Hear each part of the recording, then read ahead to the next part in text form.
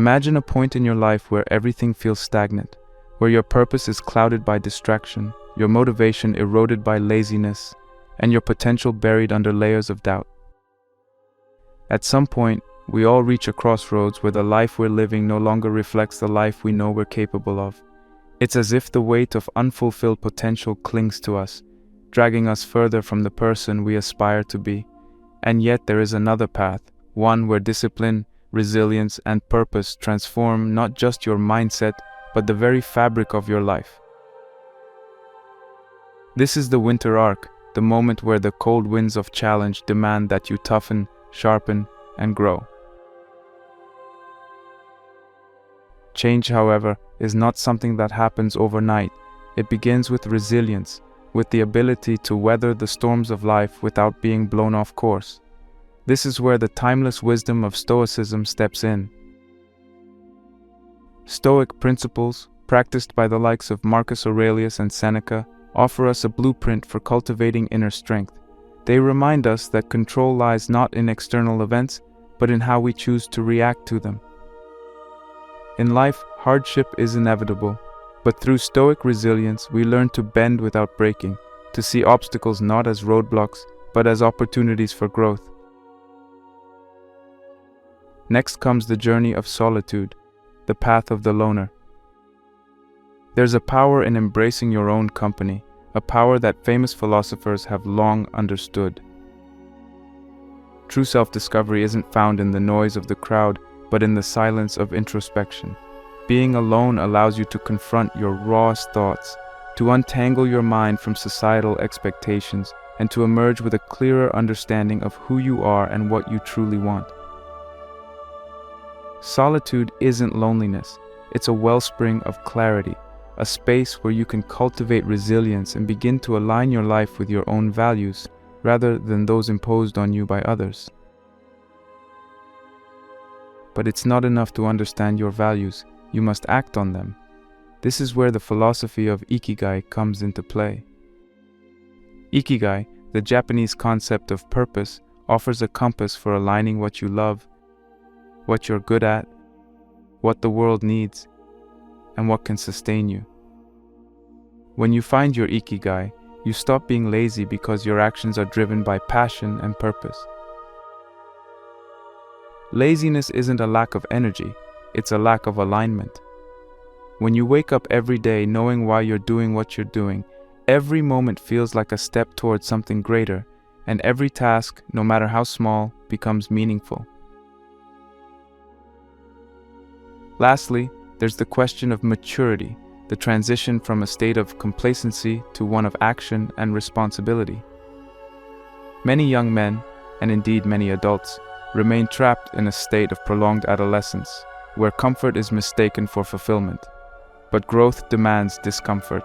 It demands that you face the realities of life head-on, shed the skin of childhood, and step fully into adulthood with purpose and conviction. This is your winter arc, the time to endure, reflect, and rebuild. The process will not be easy, but nothing worth having ever is. In the coming months, you will be tested. But if you take these lessons to heart, 2025 will be the year you stop merely existing and begin to live with intention. A year where you completely change your life.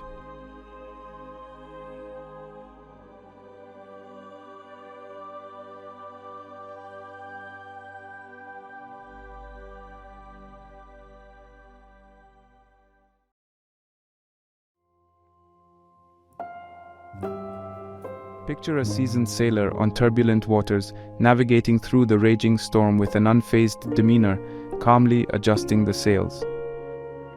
That sailor isn't devoid of fear, rather, he has developed a certain resilience, an innate ability to dance with the tempest. This vision symbolizes our lives, filled with uncertainties, crises, and stormy days. Yet, just as the sailor remains steadfast, you too have the capacity to cultivate an unwavering spirit rooted in resilience. Resilience, as its Latin origin suggests, means to jump back or rebound. It is the ability to bounce back from setbacks, adapt well to change, and keep going in the face of adversity. It's the metaphorical anchor that keeps the sailor steady amidst the storm.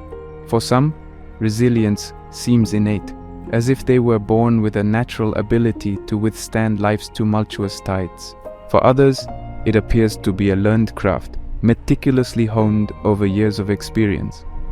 Yet, regardless of its origin, one cannot understate its value. In a rapidly changing world marked by chaos and unpredictability, resilience is not just beneficial, it's vital. It's the dividing line between those who crumble under pressure and those who rise above it. But how does one cultivate this profound quality? Can the principles of ancient philosophy, seemingly distant and unrelated to our modern lives, guide us in developing unwavering resilience? Enter Stoicism, an ancient philosophy for a modern problem. Stoicism, birthed in the vibrant forums of ancient Greece and nurtured in the corridors of Roman power, is more than just a philosophy, it's a way of life. Rooted deeply in understanding the human condition, Stoicism teaches acceptance of things we can't change and focuses on improving what we can control: our actions, beliefs, and feelings. Stoicism is often misconceived as a teaching of emotional suppression, a school for the heartless. In reality, it advocates for a better understanding of our emotions, directing them in ways that are in alignment with reason and virtue. Think of it not as the absence of emotion, but as emotional intelligence in its highest form. To the Stoics, every challenge presents an opportunity to practice virtue. Every setback is a lesson in wisdom, and every joy is to be enjoyed but not overly attached to.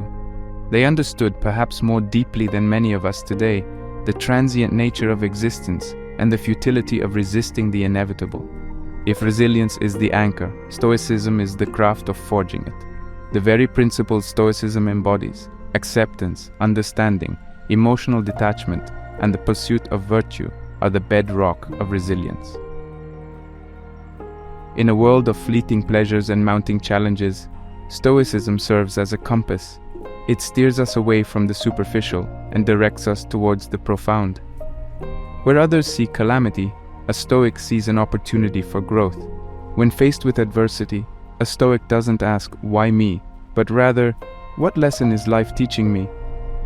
The Stoic approach to life's trials and tribulations isn't about enduring in silent misery, but rather navigating through them with grace, wisdom, and inner peace. It's about understanding that while we cannot control the storms of life, we can control our reactions to them. Modern society is flooded with self-help books, motivational speakers, and life coaches offering a plethora of strategies to build mental strength. While many are undoubtedly valuable, few have stood the test of time as Stoicism has. For over 2 millennia, Stoicism has been a beacon for statesmen, scholars, athletes, and everyday individuals alike. Its enduring relevance underscores its profound insights into human nature and the art of living. The teachings of this profound philosophy remind us of the impermanence of life, urging us to focus on what truly matters: our character, our actions, and our legacy. Imagine harnessing the power of Stoic wisdom to cultivate resilience. Picture yourself facing life's fiercest storms with a tranquil mind, seeing obstacles not as impediments, but as opportunities to grow stronger. As we delve deeper into the Stoic principles in this journey, you'll unearth the tools to construct an indomitable spirit, fortified by wisdom and powered by virtue. So, are you ready to navigate the tumultuous waters of life with the steady hand of a seasoned sailor? The voyage into the heart of Stoic resilience begins now.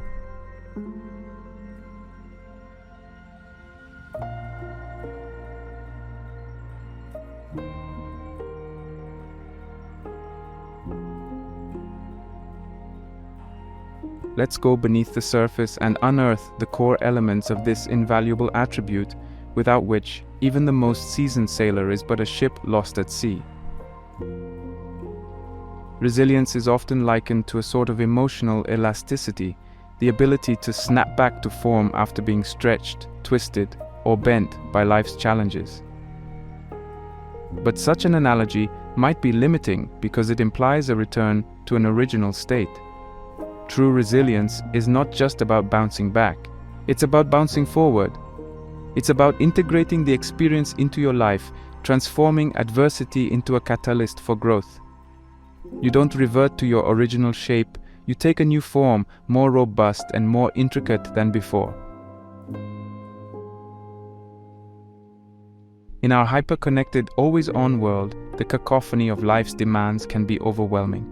Social pressures, professional challenges, personal struggles, the modern landscape often feels like a maze with hurdles at every turn.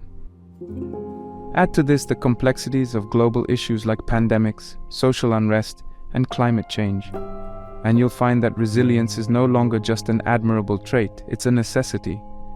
It's the psychological armor that protects us, the emotional intelligence that guides us, and the spiritual wisdom that sustains us.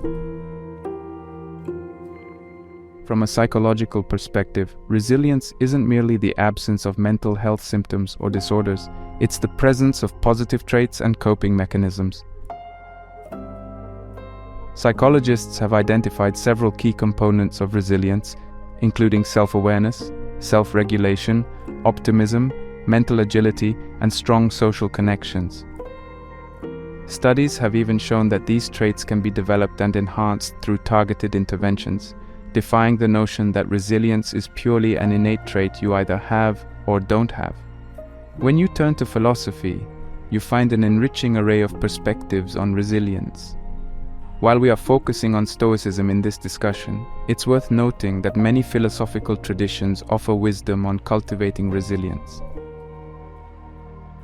Eastern philosophies like Buddhism teach the concept of non-attachment, which resonates strongly with the Stoic ideal of emotional detachment. Existentialism, on the other hand, presents life's absurdities and hardships as prerequisites for authentic living. These philosophies, in their unique ways, contribute to a holistic understanding of resilience. The narratives of resilience are woven into the tapestry of human history. Take, for instance, Nelson Mandela, who emerged from 27 years of imprisonment with an unbroken spirit and a vision for a united South Africa. His resilience transformed not just his life, but the fate of a nation.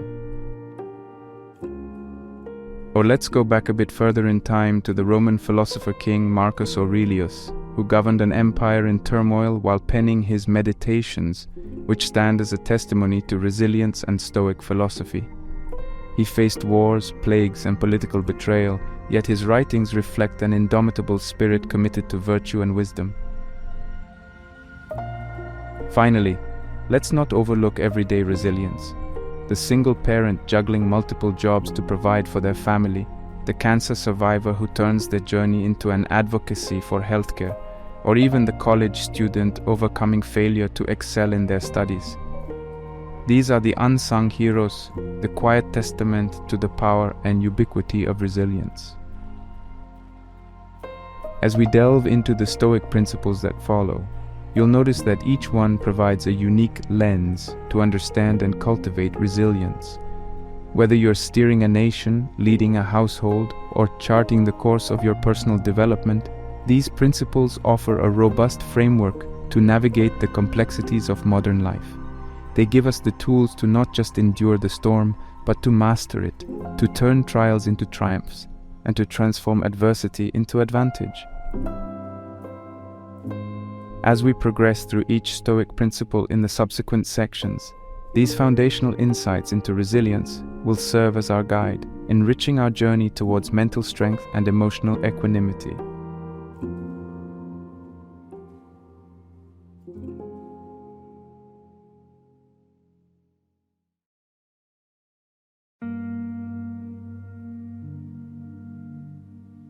The first Stoic principle we'll explore is the foundational concept of discerning what is within your control from what is not. If you've ever caught yourself tangled in worry about the economy, the political landscape, or even other people's opinions of you, this principle can serve as your liberating compass. The Stoic philosophers, notably Epictetus, emphasized the profound but simple idea that our lives are primarily affected not by what happens to us, but by how we respond to what happens to us. Imagine your life as a canvas. While you don't get to choose all the colors, some are handed to you by fate. You do have the paintbrush in your hand. You are the artist of your composition. The Stoics argued that our internal responses, our judgments, choices, and actions are solely ours to govern.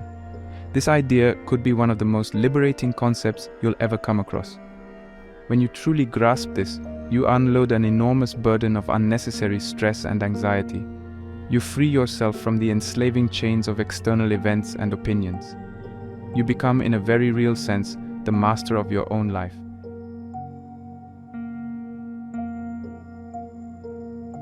Stoicism teaches what's often called the dichotomy of control. Simply put, some things are up to us and others are not. Things like our opinions, desires, aversions, and actions are within our control because they are subject to our direct influence. External events, the weather, the stock market, other people's behavior reside outside our realm of control. Here are some practical tips to differentiate between what's within your control and what's not. Ask the right questions. Whenever you find yourself anxious or upset, ask yourself, is this something I can control? If yes, focus your energy there. If not, then practice letting go. Reality testing. Before investing emotional energy into something, test its controllability. Try to influence it. If you find that you can't, it probably lies outside your control. The so what technique. When fretting about something, ask yourself, so what if this happens? Often you'll realize that even if the undesirable occurs, it's not the end of the world, freeing you to focus on how you will respond. Be mindful. Practicing mindfulness can improve your awareness of your thoughts and feelings, helping you catch yourself before you become emotionally entangled with things outside your control. Now, it's time to put this concept into practice. Take a piece of paper or open a note on your device and draw 2 columns. Label one as within my control and the other as outside my control. Take a moment to think about the various aspects of your life, your career, relationships, health, and even your dreams and fears. Start populating each column with things that fall under them. For example, you can control your work ethic, but you can't control job market conditions. You can control how loving and understanding you are in a relationship, but you can't control how someone feels about you. This exercise is an eye-opener. It's like unloading the heavy rocks from your backpack during a hike, making your journey through life that much easier and more enjoyable.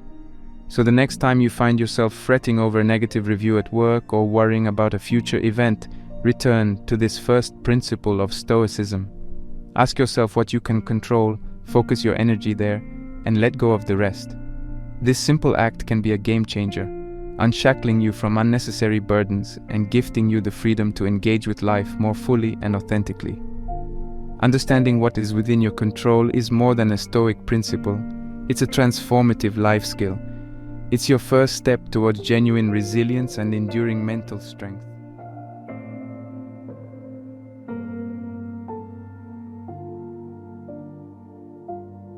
As we continue our philosophical expedition, the next port of call is the Stoic principle of cultivating apathy or emotional detachment. Now, if the word apathy immediately sets off alarms in your head, conjuring images of emotionless robots or cold-hearted individuals, let's set the record straight right away. In the Stoic lexicon, apathy doesn't mean the absence of emotion, but rather signifies a disciplined management of emotional responses. It teaches us to prevent our feelings from holding us hostage and clouding our judgment. Stoicism argues that our emotions are largely the products of our judgments and beliefs. Change the judgment, and the emotion changes along with it.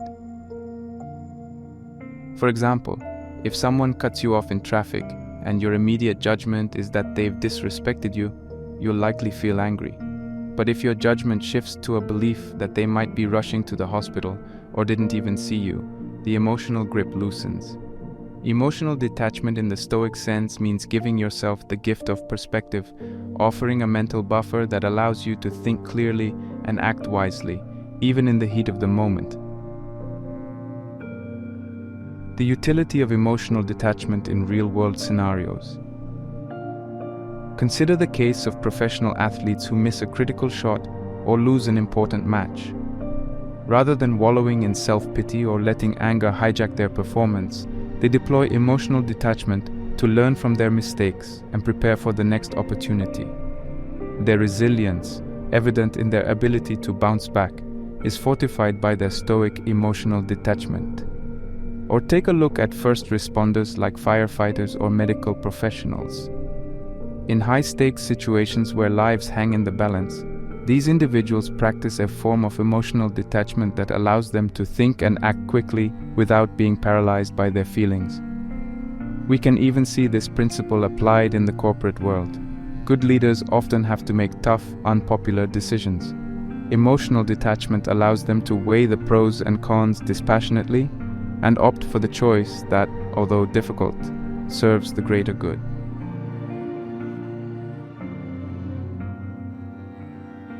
Now, let's transform this intellectual understanding into a living practice. We'll do a brief guided meditation exercise, but if you prefer journaling, you can adapt it accordingly. Meditation. Close your eyes and take a few deep breaths to center yourself. Imagine a scenario where you usually get emotionally triggered. It could be a confrontational conversation, a stressful work situation, or even hearing a piece of news that usually upsets you. Visualize yourself in that scenario, but picture a transparent shield around you. This shield represents your newfound stoic detachment. As the triggering event unfolds, imagine your emotions hitting the shield and dissipating. They can't touch you. You observe them but don't engage. Take a moment to experience this detachment, the freedom it brings and the clarity it offers. When you're ready, open your eyes and take a few more deep breaths. Journaling. Write down a recent event that triggered a strong emotional response in you. Describe in detail what judgments or beliefs fueled these emotions. Now reframe these judgments or beliefs in a way that loosens the emotional grip. Write down how this new perspective changes your emotional response and how you would act differently in a similar future scenario. By mastering the stoic art of emotional detachment, you arm yourself with an invaluable tool for resilience. This isn't about muting your emotional life, but about harmonizing it. It's like tuning an instrument. You still play the music, but the notes are clearer, more precise, and much more in control. Cultivating apathy or emotional detachment in the Stoic sense is not about nullifying emotions but refining them. It allows us to engage with life not as slaves to our feelings, but as masters of them. A life ruled by unexamined emotions is a ship tossed aimlessly by the sea, but with the Stoic compass of emotional detachment, we find our bearings and set a course that aligns with our deepest values and highest aspirations.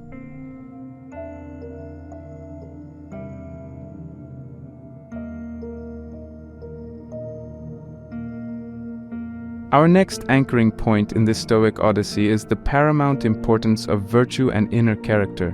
This principle is quite divergent from many modern societal norms that often prioritize external achievements like wealth, status, or physical beauty. Let's unfold this idea and see how it becomes an indispensable pillar for constructing an edifice of mental resilience. In Stoic philosophy, virtues like wisdom, courage, justice, and self-discipline are considered the highest goods. They are not just abstract moralistic ideals. They are pragmatic tools for living a well-tempered life. Stoics believe that the cultivation of these virtues is the path to eudaimonia, often translated as flourishing or blessedness. In a way, they provide a moral compass, a way to navigate life's complexities. Think about it. If your primary focus is on developing inner virtues, your self-worth is far less susceptible to the volatile winds of external circumstances. You're not perturbed by market downturns, shifts in social opinion, or even personal losses to the same extent that someone would be whose sense of value is tied to these external variables. The commitment to personal virtue and inner character acts as a psychological fortress. Why? Because while the world around you is in constant flux, your virtues can be steadfast. No one can take away your integrity, your compassion, or your wisdom. They are yours, and they are unassailable. Let's consider a practical example. Imagine you're a salesperson, and your value is tied solely to meeting quotas or outperforming colleagues. What happens when the economy tanks or when a new sales strategy fails? Your self-esteem crumbles. However, if you prioritize virtues such as diligence, integrity, and good service, a bad month doesn't devastate you. You have the resilience to adapt, learn, and persist.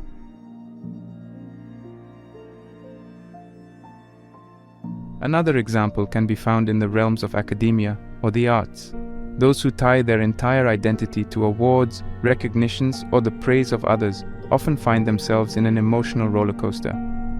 On the flip side, valuing virtues like creativity, dedication, and the pursuit of truth or beauty makes you resilient against the tide of public opinion or the judgment of critics. Moreover, focusing on internal virtues realigns your motivation. You're not striving for a virtuous life because it's a ticket to external rewards. You strive for it because it is the reward. And this self-sustaining cycle of motivation only adds to your mental resilience, making you not only less susceptible to life's slings and arrows, but also giving you a continuous source of fuel to overcome them. Now let's make this principle actionable with a simple exercise. Take out your journal or open a note-taking app and list down the 4 cardinal Stoic virtues: wisdom, courage, justice, temperance. Next, think about your life experiences in the past month. Write down instances where you exhibited these virtues, no matter how small. Also, jot down opportunities where you could have shown these virtues but missed out. This dual approach serves 2 purposes. It reinforces the positive behavior, while gently reminding you of areas for growth. Finally, set some achievable goals to focus on these virtues in the month ahead. Think of them as your personal KPIs, key performance indicators, except they measure the quality of your character rather than external achievements. While the world often urges you to seek happiness in external possessions or social validation, Stoicism invites you to find it in the sanctuary of your inner world. And in doing so, you build a citadel of resilience that no external force can easily breach. The principle of valuing virtue forms the heart and soul of Stoic philosophy and is key to developing unparalleled mental resilience. By turning your focus inwards on attributes entirely within your control, you construct a reliable, robust core that holds steadfast, even when the world around you is in disarray. It's not an exaggeration to say that for a Stoic, virtue isn't just its own reward, it's the cornerstone of a resilient, flourishing life.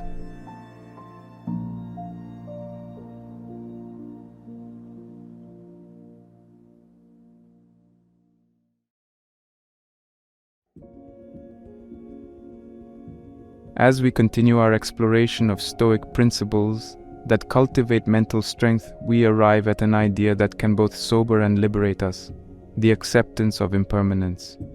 While this concept may appear somber, Stoicism uses it not as a grim reminder, but as a liberating truth, one that adds value to our existence and makes us resilient in the face of life's inevitable changes. The Stoic embrace of impermanence. One of the most salient features of Stoicism is its willingness to engage with life as it is, not as we wish it to be. And life, in its purest essence, is a dance of constant change. Nothing remains static, be it good or bad. Understanding this transitory nature allows us to navigate life's ups and downs with a degree of equanimity.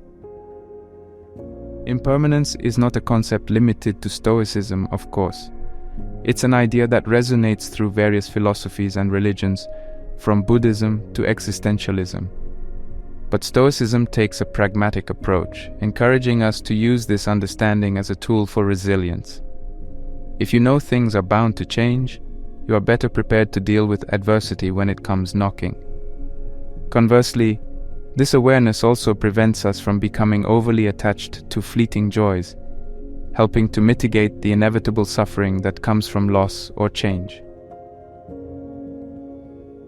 One of the most stirring quotes that touch upon this concept comes from Marcus Aurelius, the Stoic emperor. In his Meditations, he writes, "Time is like a river made up of the events which happen, and a violent stream, for as soon as a thing has been seen, it is carried away, and another comes in its place, and this will be carried away too."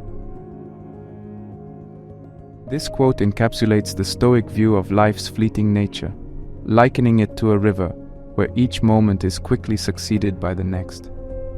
Marcus Aurelius reminds us that both our joys and sorrows are temporary, urging us to adopt a balanced attitude that helps us deal with life's unpredictable currents.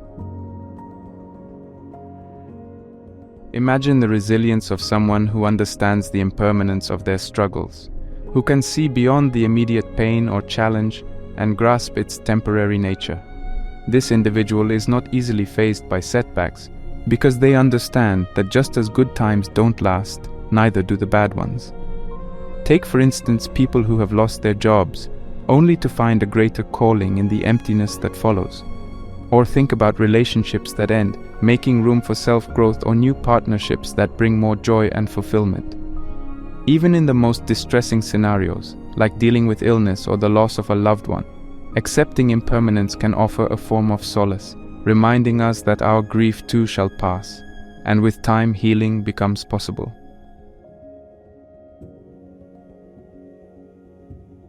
To embed this Stoic wisdom into your own life, let's engage in a reflective exercise. This can be done through journaling or meditative contemplation, whichever suits you best. List 3 things or experiences that brought you immense joy or happiness. Reflect on their transitory nature. How did you feel when they were over? How did you cope? List 3 challenges or hardships you faced. Reflect on how they changed or evolved over time.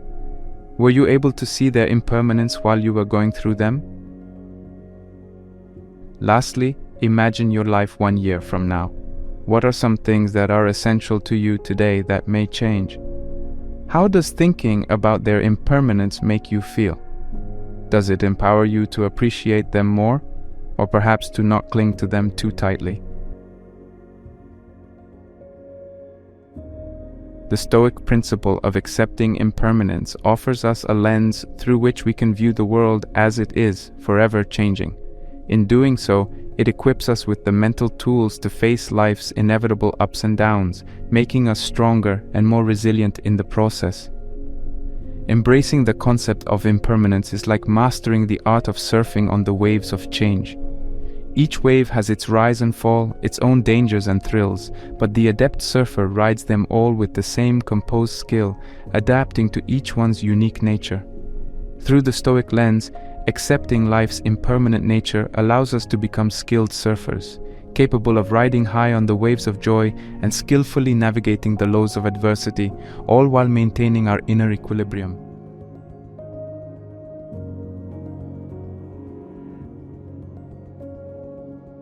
In our ongoing journey through Stoic principles that cultivate mental fortitude, we arrive at an especially potent idea, the practice of objective representation. This principle invites us to see the world through a lens devoid of personal biases, interpretations, or emotional charges.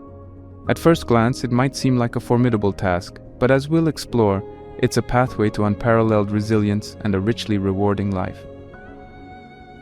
The Stoics believed that many of our troubles stem not from events themselves, but from our judgments about those events.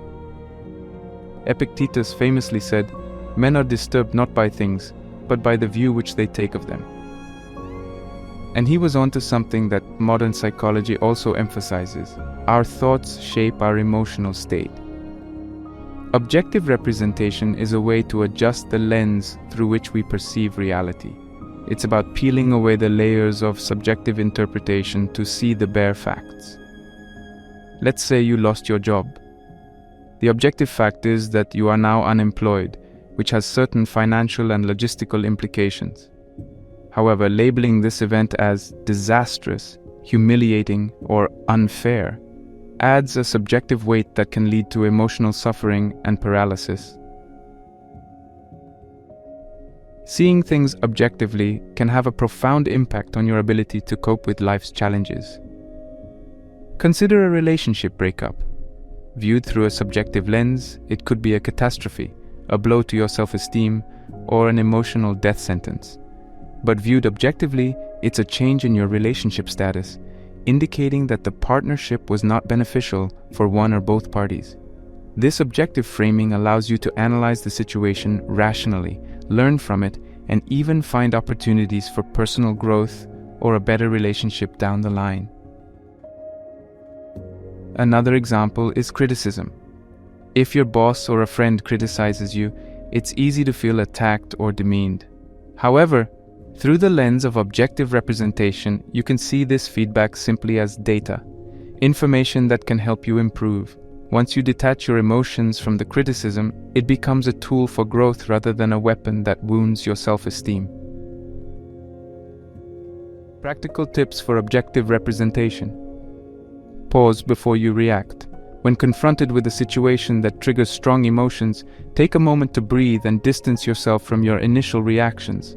This small pause can provide the necessary gap to introduce objectivity. Ask questions. Interrogate your own thoughts. Is this an objective fact, or is it an interpretation? Are you adding emotional flavor to the situation? Questioning helps you separate facts from assumptions.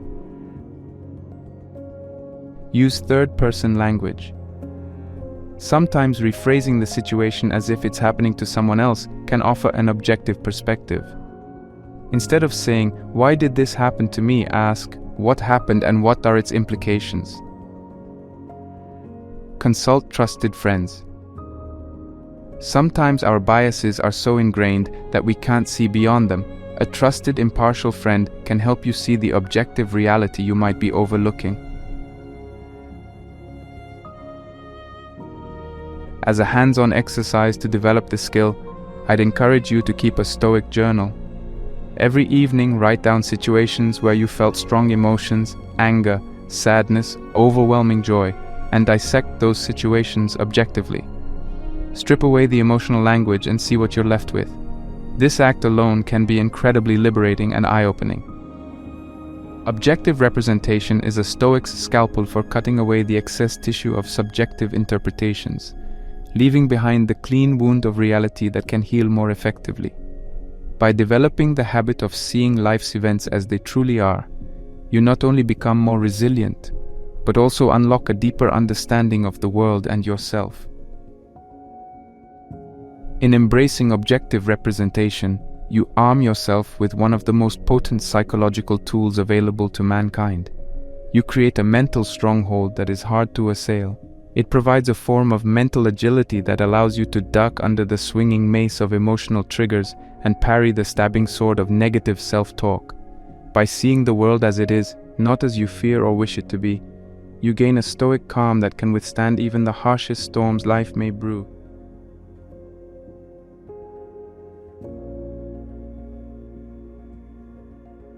Now we delve into a principle that binds these teachings into a tangible action plan, the concept of willful endurance. This isn't just about surviving hardships, it's about embracing them as classrooms for character development and personal growth.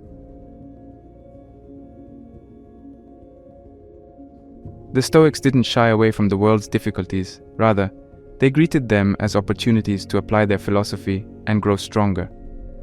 Challenges, according to Stoicism, aren't just inevitable. They are necessary for the expansion of the soul. Seneca writes, "Difficulties strengthen the mind as labor does the body." Willful endurance is not passive resignation, but an active embracing of what is happening. It's standing in the eye of the storm and saying, "Teach me."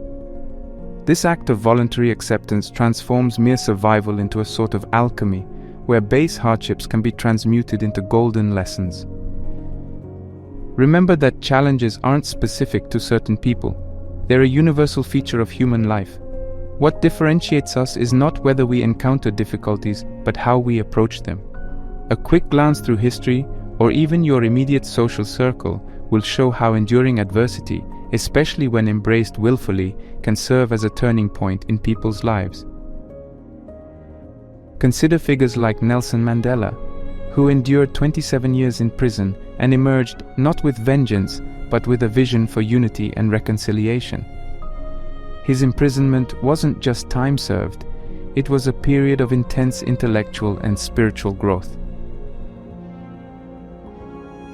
Another example could be of J.K. Rowling, who faced numerous rejections and personal struggles, including depression, before publishing her Harry Potter series. Her story is not just one of eventual success, but of the growth and refinement that came through her challenges. Redefine your relationship with challenges. Instead of seeing them as problems, regard them as opportunities. Change the narrative from, "Why is this happening to me?" to "What can this teach me?" Develop a Stoic ritual. Whenever you face a challenging situation, take a few deep breaths and remind yourself of Stoic principles. You can even have a favorite Stoic quote handy as a touchstone to center your thoughts. Practice perspective shifting. In the middle of a difficulty, take a moment to think of a past challenge that you successfully navigated. This temporal shift can often lessen the emotional charge and allow you to apply willful endurance more effectively. Learn to pivot. Part of enduring willfully is recognizing when to change course. Sometimes resilience involves adaptation, and the willingness to pivot can be a result of an open, enduring mindset.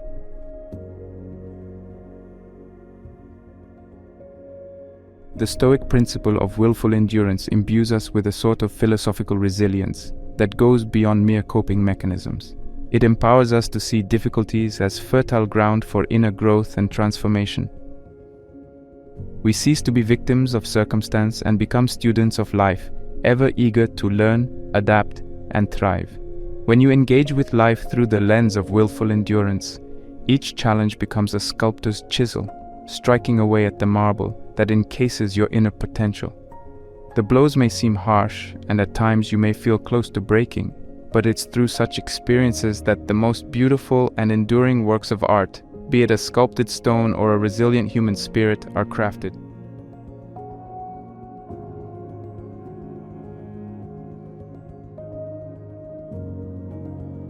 We've journeyed through various Stoic principles that can fortify our individual souls, leading us to become more resilient beings. However, Stoicism is not merely a personal toolkit for mental toughness. Its wisdom extends beyond the boundaries of the self, fostering an ethic of community and universal interconnectedness. It is this community-focused dimension that we'll explore in our final principle: community and universal brotherhood.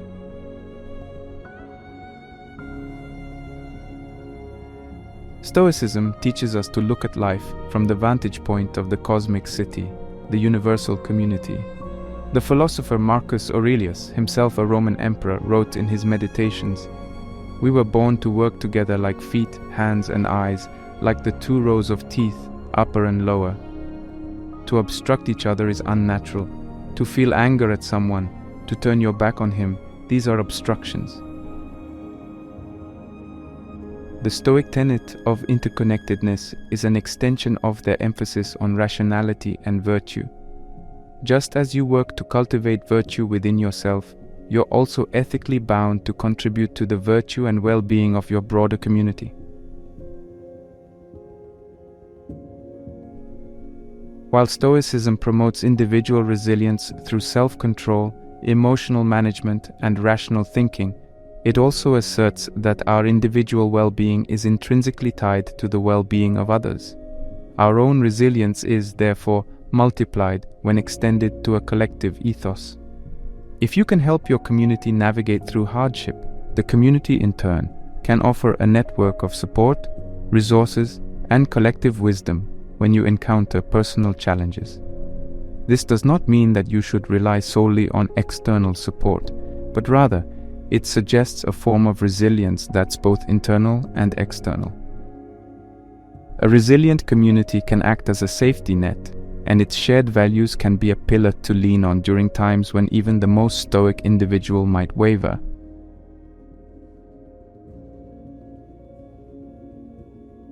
Let's look at the examples of great leaders like Mahatma Gandhi or Martin Luther King Jr., who were deeply embedded in their communities.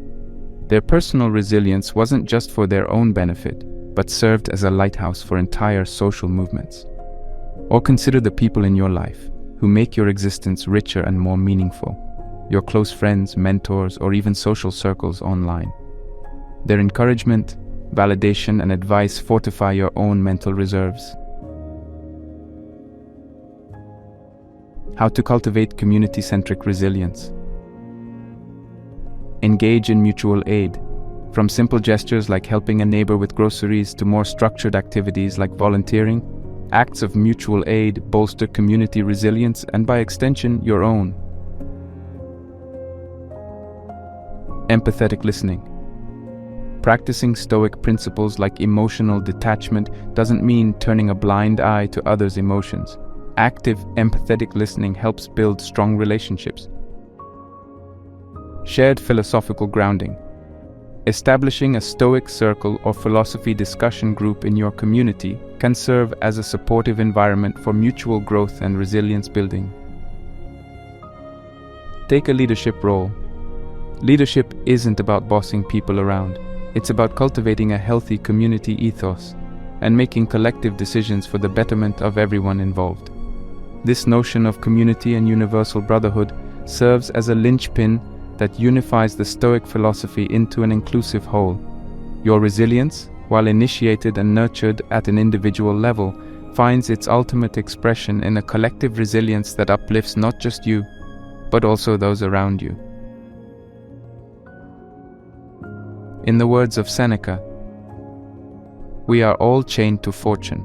The chain of one is made of gold and wide, while that of another is short and rusty. But what difference does it make? The same prison surrounds all of us, and even those who have bound others are bound themselves." And it's within this universal prison that we find our commonality, our brotherhood. Understanding that we're all participants in the grand human drama can make us more resilient players, ready not just to act our parts well, but to elevate the entire performance. So let your Stoic principles serve as guideposts on your personal path, but also let them light the way for others, illuminating a trail that leads us all toward a more resilient, rational, and compassionate world.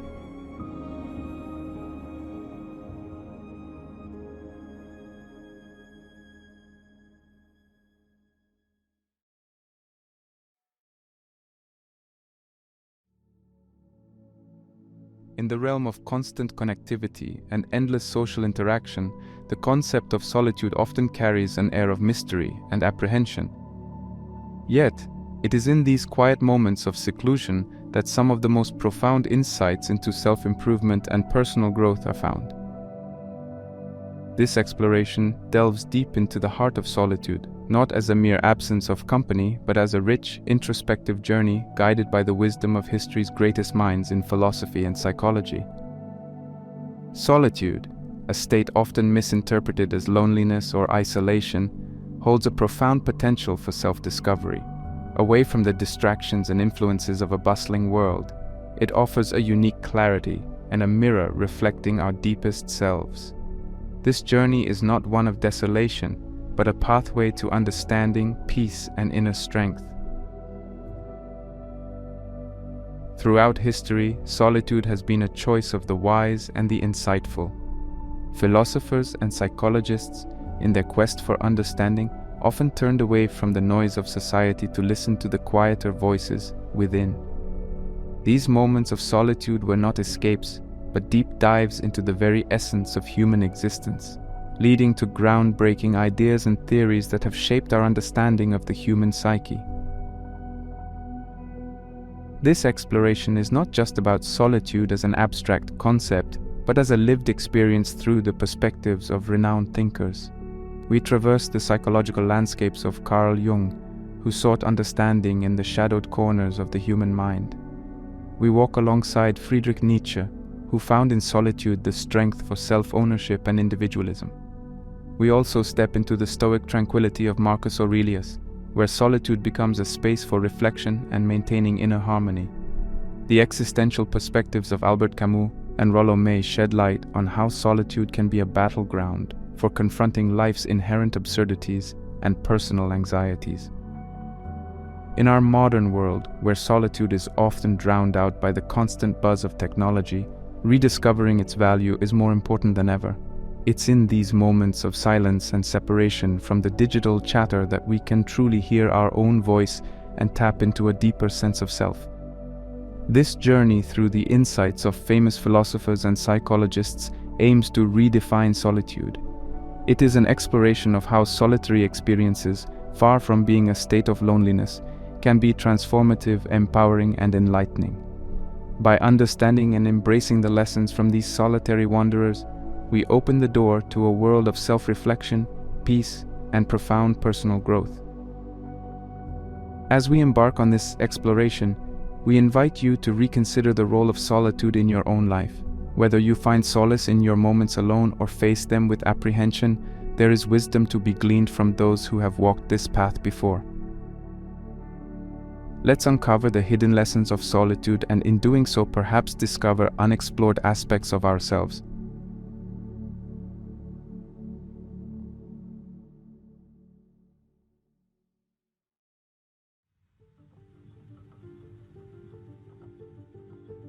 Your visions will become clear only when you can look into your own heart.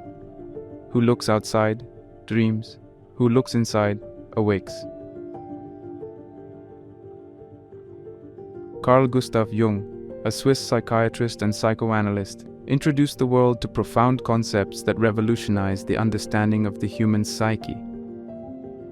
His teachings provide a valuable framework for our exploration of solitude as a tool for self-improvement and personal growth. Jung's fascination with the human mind led him to the depths of the unconscious, a realm he believed held the key to understanding our innermost selves. Unlike his contemporary Sigmund Freud, who viewed the unconscious primarily as a storehouse of repressed desires and unfulfilled wishes, Jung saw it as a rich tapestry of symbols, archetypes, and collective memories. He argued that our conscious minds are just the tip of an iceberg, with the vast majority of our psyche residing in this unseen, unexplored underwater portion. The concept of the shadow stands out in his work. He described the shadow as the darker, often neglected part of our personality, consisting of repressed weaknesses, instincts, and desires. Everyone possesses this shadow side, and it is only by acknowledging and confronting it that one can achieve wholeness. This confrontation is not about eradicating the shadow, but about integrating it. He believed that by facing our darker aspects, we could learn from them and in doing so, embark on a journey towards self-realization.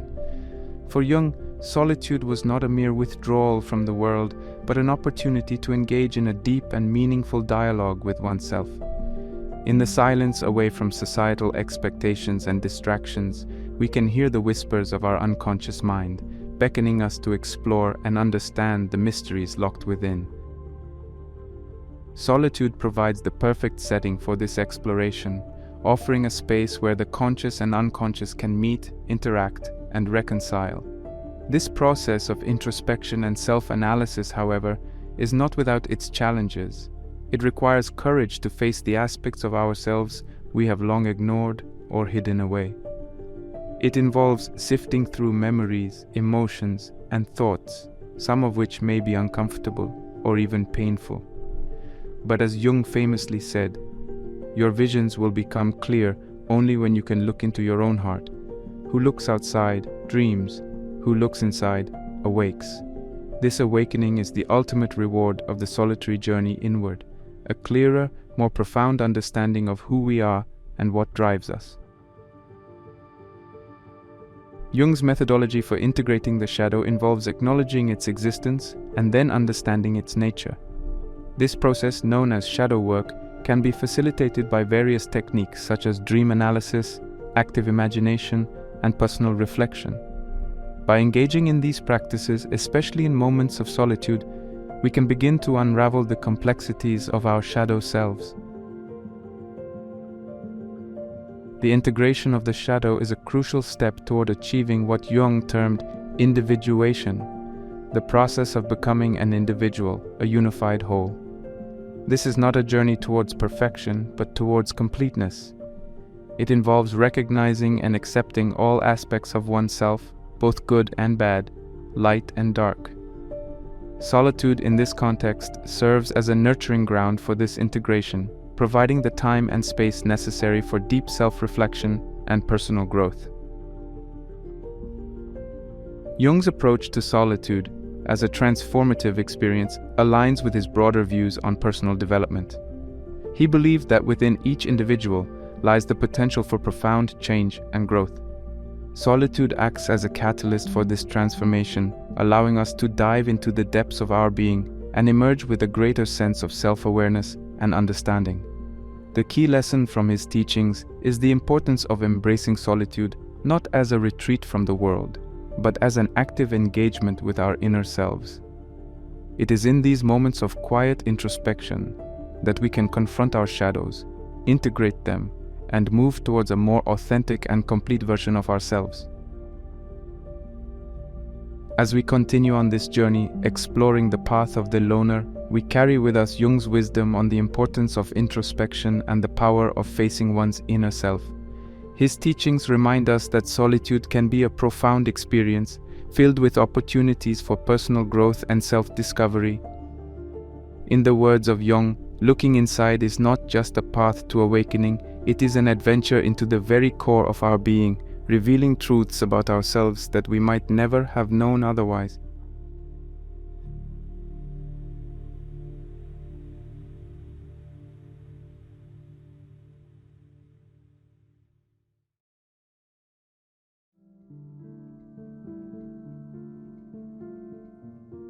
The individual has always had to struggle to keep from being overwhelmed by the tribe. If you try it, you will be lonely often and sometimes frightened, but no price is too high to pay for the privilege of owning yourself. Friedrich Nietzsche, a German philosopher of the late 19th century, is often associated with radical ideas that pushed against the prevailing moral and philosophical boundaries of his time. One of the central tenets of Nietzsche's philosophy is the importance of individualism and the strength that comes from embracing solitude. He championed the idea of the Übermensch, or overman, an individual who transcends the conventional boundaries and norms imposed by society. To him, the journey towards becoming an Übermensch is intrinsically linked with the willingness to stand alone, to detach oneself from the herd mentality that dominates much of human existence. He saw solitude not as a state of loneliness, but as a state of freedom, where one could break free from societal expectations and discover their true potential. For Nietzsche, solitude is where one confronts the most profound questions of existence, far away from the distractions and influences of society. It is in this space of isolation that individuals have the opportunity to challenge themselves, to question their beliefs and values, and to forge a unique identity and purpose. Nietzsche's perspective on solitude is not just about physical aloneness, it is also about mental and philosophical independence. He believed that to truly find oneself and achieve greatness, one must be willing to stand apart, to think differently, and to take the path less traveled. This often means facing loneliness and fear, as he poignantly notes in his quote, "The individual has always had to struggle to keep from being overwhelmed by the tribe. If you try it, you will be lonely often and sometimes frightened, but no price is too high to pay for the privilege of owning yourself." In Nietzsche's philosophy, embracing solitude is essential for self-discovery and personal growth. He saw the journey into solitude as a crucible, a challenging process that tests and refines an individual's character. It's through this process that one can shed societal conditioning and rediscover their innate strengths and desires. Nietzsche's encouragement to embrace solitude also involves embracing suffering and struggle. He believed that overcoming difficulties and enduring loneliness are what forge a strong, independent character. This process of self-overcoming is central to Nietzsche's idea of personal development. It is through facing and conquering our inner challenges that we grow and evolve. His call to solitude is ultimately a call to authenticity. In his view, only by stepping away from the crowd and facing oneself in the stillness of solitude can an individual truly come to know and express their authentic self. This authenticity is not just about self-knowledge, it's about the freedom to create oneself, to live according to one's own values and desires rather than those imposed by society. This path is not easy. He recognized that solitude could be a daunting and sometimes painful experience. However, he also believed that it is in these moments of struggle and isolation that we find our greatest strengths and our most profound truths.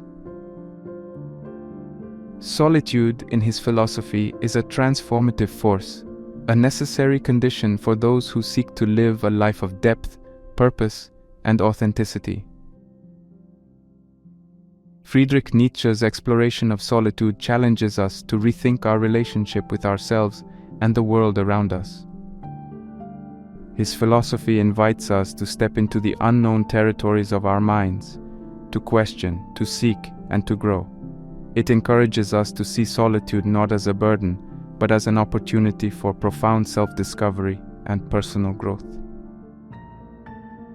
As we continue our journey through the perspectives of great thinkers on the path of the loner, Nietzsche's words resonate with a powerful message. Embracing solitude is not just about being alone, it's about owning yourself, discovering your true potential, and living a life of authenticity and purpose.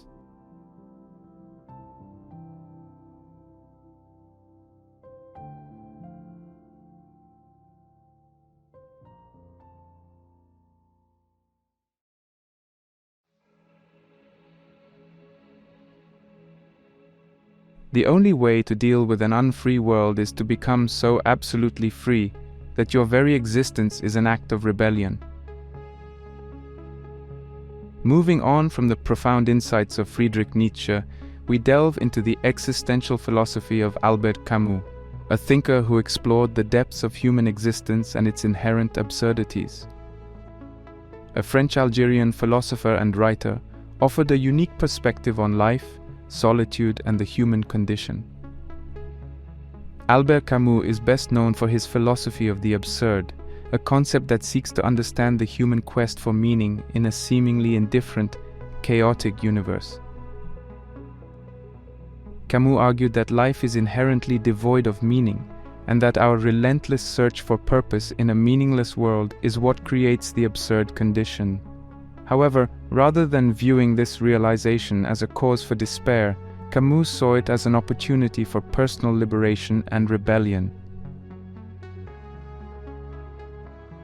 In his seminal works, such as The Myth of Sisyphus and The Stranger, Camus illustrated the absurdity of human life through characters who confront the meaningless nature of existence. He proposed that when we acknowledge life's inherent absurdity, we are faced with three choices: suicide, a leap of faith, embracing religious or philosophical beliefs that provide artificial meaning, or acceptance and rebellion. Camus advocated for the latter, urging individuals to embrace the absurd and live with it, rather than seeking escape. For him, embracing the absurdity of existence means accepting that life may not have a grand universal meaning or purpose. This acceptance does not lead to nihilism or despair, but rather to a profound sense of freedom. In the face of an absurd world, individuals are free to create their own meaning, to define their own values, and to live according to their own terms. This perspective places a significant emphasis on personal autonomy and individual experience. In solitude, away from societal pressures and collective beliefs, one can confront the absurdity of life more directly and authentically. Solitude becomes a space for reflection, for questioning, and for understanding the absurd condition of human existence. The key lesson from Camus' philosophy is the discovery of personal strength in the solitary struggle against the absurd. Camus believed that it is in our confrontation with life's inherent meaninglessness that we find our greatest potential for growth and resilience. He saw this struggle not as a passive resignation, but as an active rebellion against the absurdity of existence. In Solitude, we are not distracted by the false comforts and illusions offered by society. We can face the absurd directly and forge our own path. This process requires courage, honesty, and a willingness to confront the most fundamental questions of our existence. As Camus famously stated, the only way to deal with an unfree world is to become so absolutely free that your very existence is an act of rebellion. In this rebellion, we find not only freedom but also a profound sense of purpose and fulfillment. Camus' perspective on solitude is unique in that it frames aloneness as an act of defiance against an absurd world. In solitude, we are not merely alone. We are actively engaging with the deepest truths of our existence. We are questioning, challenging, and redefining our understanding of life and our place in it. This form of solitude is not about escaping from the world, but about engaging with it more authentically. It is a space where we can strip away the pretenses and distractions of society and face the raw truth of our existence. In this space, we can find clarity, strength, and a sense of authentic existence that is grounded in our own experiences and choices. Albert Camus' philosophy offers a compelling perspective on the path of the loner. It invites us to see solitude not as a retreat from the world, but as a space for profound engagement with the most fundamental aspects of our existence. It challenges us to find strength and purpose in the face of life's inherent absurdity, and to embrace our solitary journey as a form of rebellion and freedom. As we continue to explore the perspectives of great thinkers on solitude, Camus' insights remind us that the path of the loner is not just a journey inward, but also a journey outward into the world. It is a path of questioning, confronting, and ultimately rebelling against the absurdities of existence, finding in this rebellion a source of strength, freedom, and authentic living.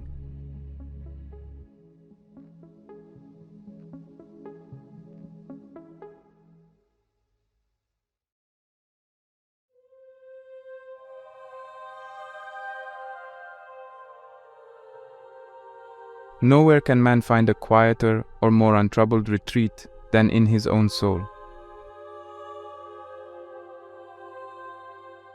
After exploring the existential perspectives of Albert Camus, we now turn our focus to the ancient wisdom of Marcus Aurelius, a Roman emperor and Stoic philosopher. His meditations on life, solitude, and the human spirit offer timeless lessons on finding inner peace and resilience.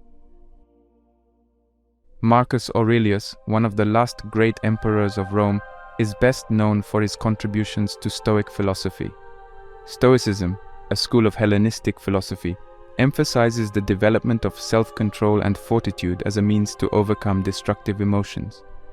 For Marcus Aurelius, Stoicism was not just an intellectual exercise, but a practical guide for living a meaningful life, especially amidst the immense responsibilities and challenges of ruling an empire. In his personal writings, later compiled as Meditations, Aurelius frequently reflects on themes of nature, the rational order of the universe, and the importance of aligning oneself with these natural laws. His philosophy is grounded in the belief that peace and happiness come not from external circumstances, but from one's inner life and attitude. He believed in the power of the human mind to maintain tranquility and clarity despite external chaos. He advocated for a life lived in accordance with nature and reason, where one's actions are guided by virtue and wisdom. For Aurelius, the greatest challenges and disturbances come not from the outside world, but from within, from our own reactions, judgments, and emotions. One of the key practices in Stoicism, and particularly in Aurelius's teachings, is the exercise of reflection and introspection. He saw solitude as an essential element for this practice, a time to retreat into one's own mind and examine one's thoughts, beliefs, and actions. In his own words, nowhere can man find a quieter or more untroubled retreat than in his own soul. For him, solitude was not about physical isolation, but about creating a space within oneself for calm and introspective thought. In this space, one can step back from the distractions and demands of the external world and engage in a dialogue with oneself. This process of reflection is crucial for understanding our reactions to life's events and for aligning our actions with our values and principles. In his meditations, Aurelius often discusses the idea of observing one's thoughts and emotions as if from a distance, without being swept away by them. This practice of detached awareness allows for a deeper understanding of the self and fosters a sense of inner harmony and resilience.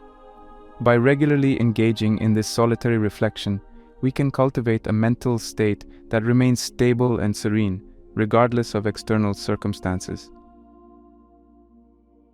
Stoicism teaches that true freedom and peace come from within, from the mastery over one's own thoughts and emotions. Marcus Aurelius's reflections show that solitude can be a powerful ally in this pursuit. It provides the opportunity to disconnect from the noise of the external world and to reconnect with our deeper selves. In solitude, we can practice the Stoic principles of acceptance, understanding that we cannot control external events, only our reactions to them. We can also cultivate gratitude and mindfulness, focusing on the present moment and appreciating the simple joys of life. These practices help in building a resilient and contented spirit, grounded in the wisdom of self-awareness and self-mastery. Marcus Aurelius's Stoic philosophy offers a profound perspective on the role of solitude in achieving inner peace and resilience. His teachings remind us that solitude is not an escape from the world, but a return to the self, a space where we can cultivate wisdom, virtue, and emotional strength. As we continue on our journey exploring the path of the loner, the insights of Aurelius serve as a guiding light, showing us how solitude can be used not just for reflection but for the maintenance and enhancement of our inner harmony. In our moments alone, we have the opportunity to engage with some of the deepest and most transformative aspects of our being, forging a sense of peace and stability that can withstand the tumults of the external world.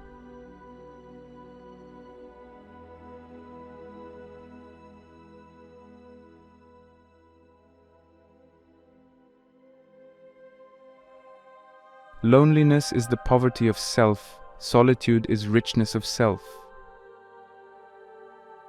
Building on the wisdom of Marcus Aurelius, we now turn to the 20th century existential psychologist Rollo May, whose perspectives on solitude, anxiety, and personal growth offer a modern take on the timeless journey of self-discovery. Often regarded as the father of existential psychology in America, brought a unique blend of existential philosophy and psychoanalytic theory to the study of human behavior. May's work focuses on the human experience, emphasizing the role of individual choice, responsibility, and the search for meaning in life. One of his central themes is the exploration of anxiety, not as a symptom to be eradicated, but as a fundamental aspect of the human condition that can lead to personal growth and self-awareness. In his approach, May differentiates between two types of loneliness: existential loneliness, an inevitable part of the human condition, and neurotic loneliness, a result of avoiding the existential loneliness. He posits that embracing solitude, and thus confronting existential loneliness, is essential for genuine self-discovery and psychological health. He viewed anxiety as an inescapable part of being human. Rather than something to be avoided or suppressed, May believed anxiety could be a powerful catalyst for self-examination and personal growth. He argued that facing our anxieties in moments of solitude allows us to confront our deepest fears and uncertainties, leading to a deeper understanding of ourselves and our place in the world. According to May, it is only by acknowledging and wrestling with our anxieties that we can truly come to terms with them. This process of confrontation requires courage. The courage to be alone with oneself and one's thoughts, to face the existential realities of life, including our own finitude, freedom, and isolation. For May, solitude is far more than physical aloneness. It is a psychological space where one can engage in honest self-reflection. In his view, solitude provides the necessary quietude and distance from everyday distractions for profound introspective work. It is in these moments of stillness that we can confront our anxieties and fears, not as abstract concepts, but as lived experiences that shape our existence. This confrontation is not a passive act. It involves actively engaging with our anxieties, questioning their origins, and understanding their impact on our lives. May believed that through this process, individuals could achieve a greater sense of authenticity and personal freedom. In his words, loneliness is the poverty of self, solitude is richness of self.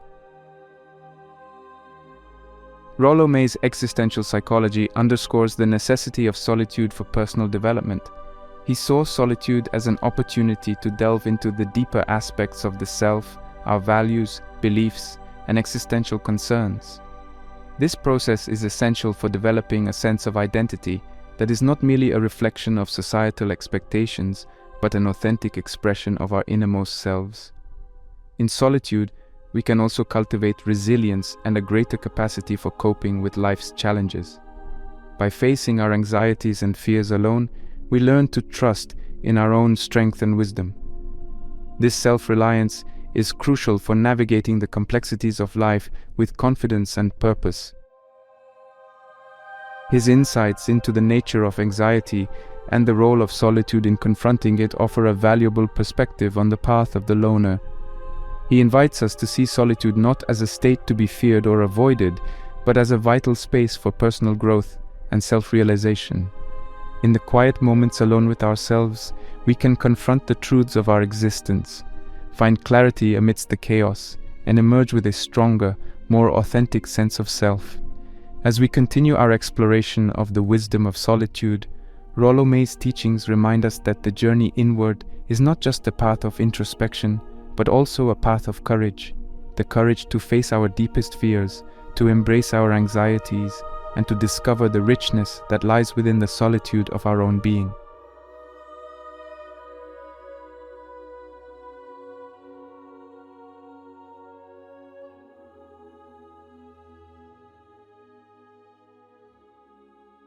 To be yourself in a world that is constantly trying to make you something else is the greatest accomplishment. From the existential introspection of Rollo May, we now shift to the transcendent views of Ralph Waldo Emerson, a 19th century American philosopher, essayist, and poet whose works on individualism and self-reliance have profoundly influenced the fabric of American thought and self-perception. Often considered the father of American transcendentalism, championed the ideals of individuality and personal integrity. His essays, most notably Self-Reliance, articulate a philosophy that prioritizes the inner voice and personal conviction over societal norms and external approval. Emerson's message is clear. The individual is the central unit of society, and true growth and happiness stem from self-reliance and authenticity. Central to his philosophy is the concept of self-reliance, which he defines as the reliance on one's own powers and resources rather than those of others. This self-reliance is not merely a matter of survival or independence, but a moral imperative. Emerson views it as essential for the cultivation of a robust individual character and a vibrant, diverse society.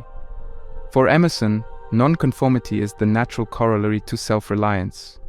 He argues against blind adherence to societal norms and popular opinion, advocating instead for a life guided by personal conscience and intuition.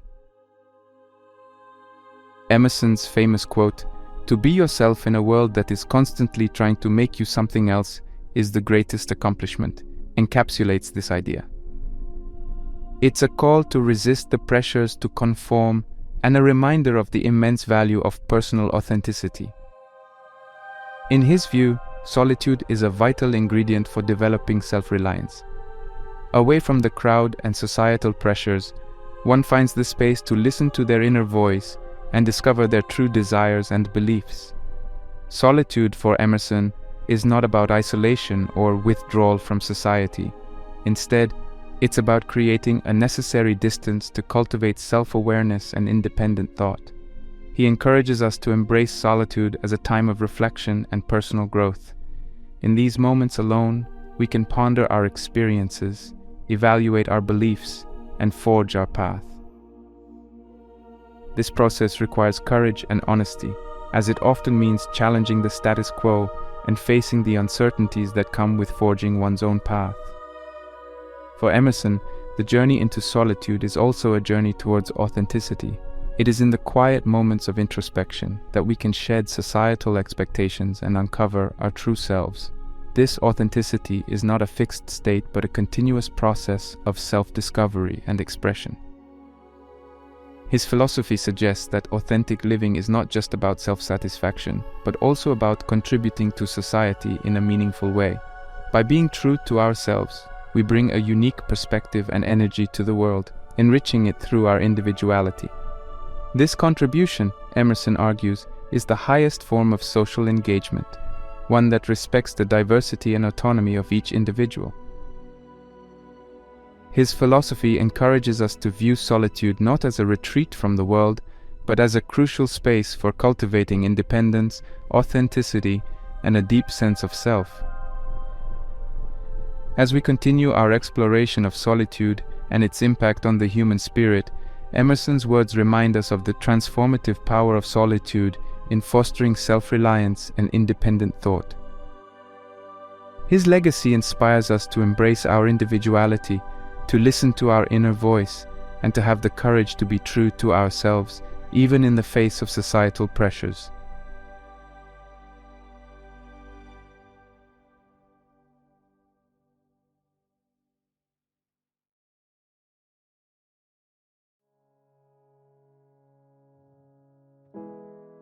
Imagine waking up each morning with a burning passion, a clear purpose that propels you out of bed, invigorating every part of your day. Now contrast this with those days when you feel aimless, stuck in a rut of laziness, where even the simplest tasks seem monumental. What makes the difference? Today we're diving into an ancient Japanese philosophy that holds the secret to transforming your life from the latter to the former. Welcome to the world of Ikigai, a path to finding your unique purpose and overcoming the chains of laziness. In our fast-paced modern world, it's all too easy to fall into the trap of laziness. We've all been there, those days when motivation seems like a distant memory and our goals feel out of reach. But what if I told you that this pervasive sense of lethargy could be more than just a lack of willpower? What if it's a symptom of a deeper issue, a life devoid of true purpose and direction? My journey with laziness has been a personal battle. I remember days when I felt like I was walking through a fog of apathy, where even my passions seemed dull and uninteresting. It was a cycle of procrastination and guilt, and it seemed impossible to break free. But then, I encountered a concept that changed my perspective, Ikigai. This Japanese philosophy, which translates to a reason for being, is a convergence of what you love, what you are good at, what the world needs, and what you can be paid for. It's about finding the sweet spot where your passions and talents meet the needs of the world. This video is not just about combating laziness in the traditional sense, it's about a deeper transformation. We're going to explore how finding your Ikigai can reignite your zest for life, providing you with a clear direction and a renewed sense of purpose. It's about shifting the focus from what you should be doing to what you truly want to be doing. We'll start by delving into what laziness really is. Is it a lack of discipline? Or is it possibly a signpost, pointing to a life that's out of alignment with your true desires and potential? We'll explore the psychological underpinnings of laziness, looking at why our brains sometimes prefer inaction to pursuing our goals. From there, we'll journey into the heart of Ikigai. I'll share the origins of this life-affirming philosophy and break down its 4 key components. This isn't just a theoretical discussion. I'll guide you through practical exercises to help you identify your own Ikigai. We'll explore how to weave these insights into your everyday life, turning them from abstract concepts into a living, breathing part of your daily existence. But finding your purpose is just the beginning. The real magic happens when you start to apply it to overcome laziness. We'll discuss how having a clear purpose based on your ikigai can fuel your motivation and energy levels. You'll learn how to set goals that resonate with your ikigai, and I'll share strategies for incorporating daily habits that align with your newfound purpose. Of course, no journey is without its challenges. We'll tackle the common obstacles you might face while pursuing your purpose and provide practical solutions to overcome them. This includes balancing your professional, personal, and social life, and adapting your ikigai as you grow and evolve. The final part of our journey will focus on living with this philosophy. It's about making a long-term commitment to a life that's in harmony with your purpose. We'll talk about how to make life decisions, big and small, in line with your ikigai, and the importance of continually reassessing and adapting your path.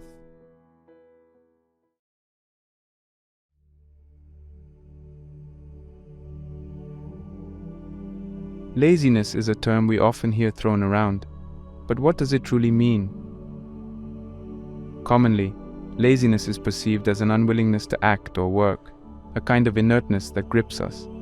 However, this surface-level understanding fails to recognize the complex web of factors beneath. To truly tackle laziness, we first need to differentiate it from its benign cousins, relaxation and fatigue. Relaxation is a conscious choice to rest and rejuvenate. It's an essential process that allows our minds and bodies to recover from the stresses of daily life. Fatigue, on the other hand, is a state of physical or mental exhaustion. It's a signal from our bodies or minds that we need to rest.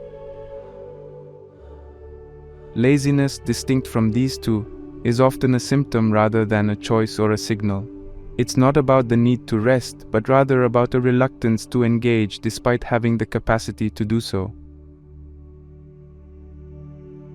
From a psychological standpoint, laziness can be a complex interplay of various factors. One primary factor is a lack of motivation. When our goals don't seem compelling or rewarding, our drive to achieve them naturally wanes. This lack of motivation might stem from not having clear goals, not seeing the value in the goals we have, or simply feeling overwhelmed by the magnitude of the tasks at hand. Another critical psychological factor is the fear of failure. Often, we avoid starting tasks because we're scared of not succeeding. This fear can be deeply rooted in our past experiences, self-esteem issues, or societal pressures. It creates a paralyzing effect where the possibility of negative outcomes overshadows our potential for success. Procrastination, closely linked to laziness, is another aspect worth exploring. It's a coping mechanism where we delay tasks to avoid discomfort or unpleasant emotions associated with those tasks. This can create a vicious cycle. The more we delay, the more daunting the task seems, and the less inclined we feel to tackle it. The impact of chronic laziness can be far-reaching. On a personal level, it can stunt our growth and development. When we consistently avoid challenges or shirk responsibilities, we miss out on opportunities to learn new skills, build resilience, and develop a sense of accomplishment. This stagnation can lead to feelings of dissatisfaction and a lack of fulfillment in our personal lives. In relationships, chronic laziness can create tension and conflict. When one person habitually avoids responsibilities or puts minimal effort into the relationship, it can place an unfair burden on others. This imbalance can lead to resentment, a breakdown in communication, and ultimately strained relationships. Professionally, laziness can severely hinder career progress. In the workplace, a lack of initiative and effort can translate to poor performance reviews, missed promotions, or even job loss. In the broader scope, if a significant portion of a population succumbs to chronic laziness, it can impact societal progress and innovation. Understanding these facets of laziness is crucial in addressing it effectively. It's not about chastising ourselves for being lazy, but rather about understanding the underlying reasons and addressing them. By doing so, we can unlock a more productive, fulfilling, and purpose-driven life.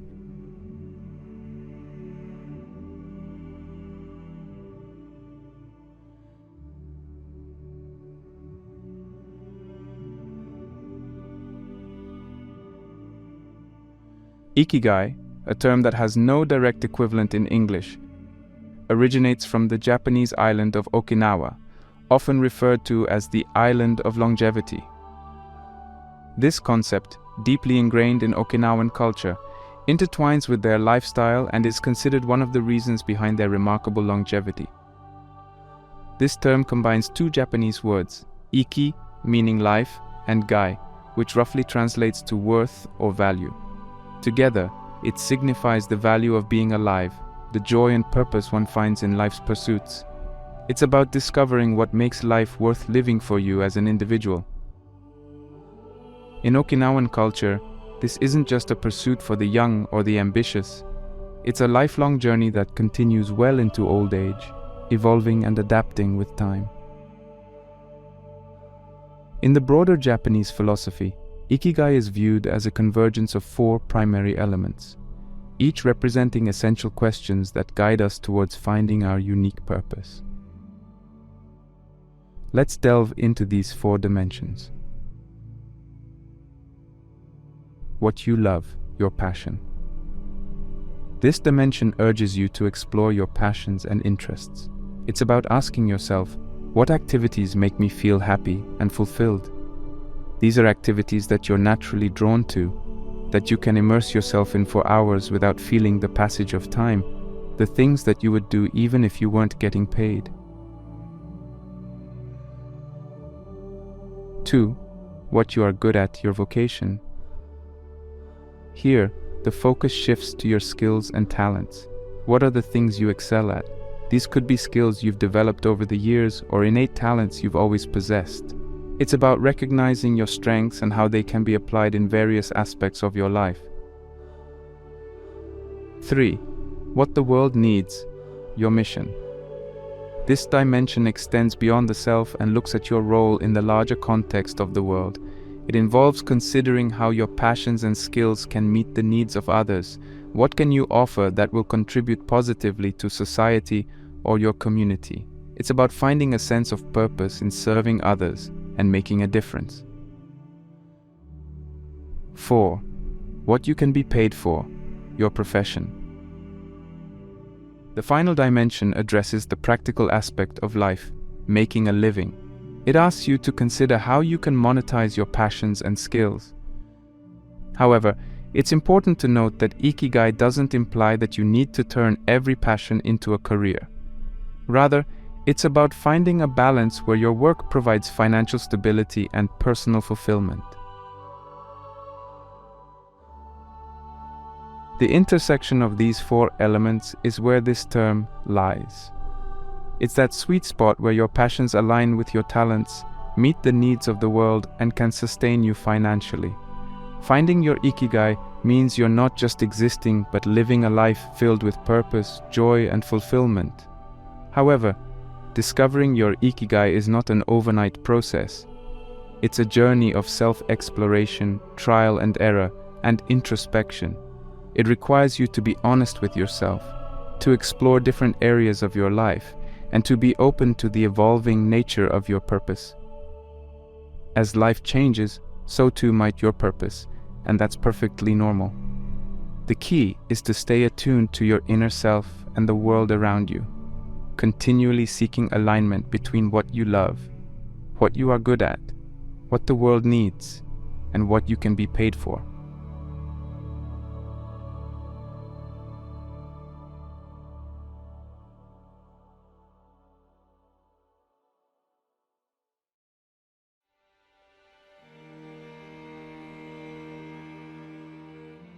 The journey to uncovering your purpose begins with an in-depth self-exploration. This process involves introspection and reflection across the four dimensions of Ikigai: what you love, what you are good at, what the world needs, and what you can be paid for. 1. Exploring passions, what you love. Start by listing activities that bring you joy and fulfillment. These could be hobbies, interests, or anything that you find deeply satisfying. Ask yourself, when do I feel most alive? Or, what activities make me lose track of time? It could be anything from cooking, painting, or writing, to more abstract things like problem solving, helping others, or organizing. 2. Assessing skills, what you are good at. Next, focus on your talents and skills. Reflect on feedback you've received from others, moments when you felt a sense of achievement, or tasks you find relatively easy and enjoyable. These could range from specific skills like coding, teaching, or public speaking, to more general skills like empathy, critical thinking, or creativity. 3. Identifying needs, what the world needs. This dimension requires you to think beyond yourself and consider how your abilities and passions could meet the needs of others. Reflect on the issues or needs in your community or the world that resonate with you. Education, healthcare, or even more localized issues in your community. 4. Considering earning potential, what you can be paid for. Finally, think about how you can monetize your passions and skills.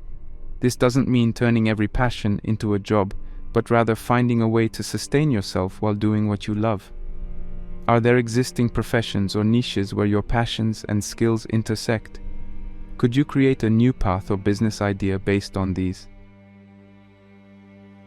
Once you have a list for each dimension, the next step is to find overlaps, which is where your potential ikigai lies. Look for intersections between what you love and what you are good at. This is often where your passion and vocation intersect. Then, see how these can align with what the world needs and what you can be paid for. Creating a visual map or a Venn diagram can be incredibly helpful in this process. Place each of your listed items in the corresponding circles and look for overlaps. The center, where all 4 dimensions intersect, is your ikigai. However, remember that ikigai is not always found at the perfect center. Sometimes it might lean more towards 1 or 2 dimensions, and that's perfectly fine.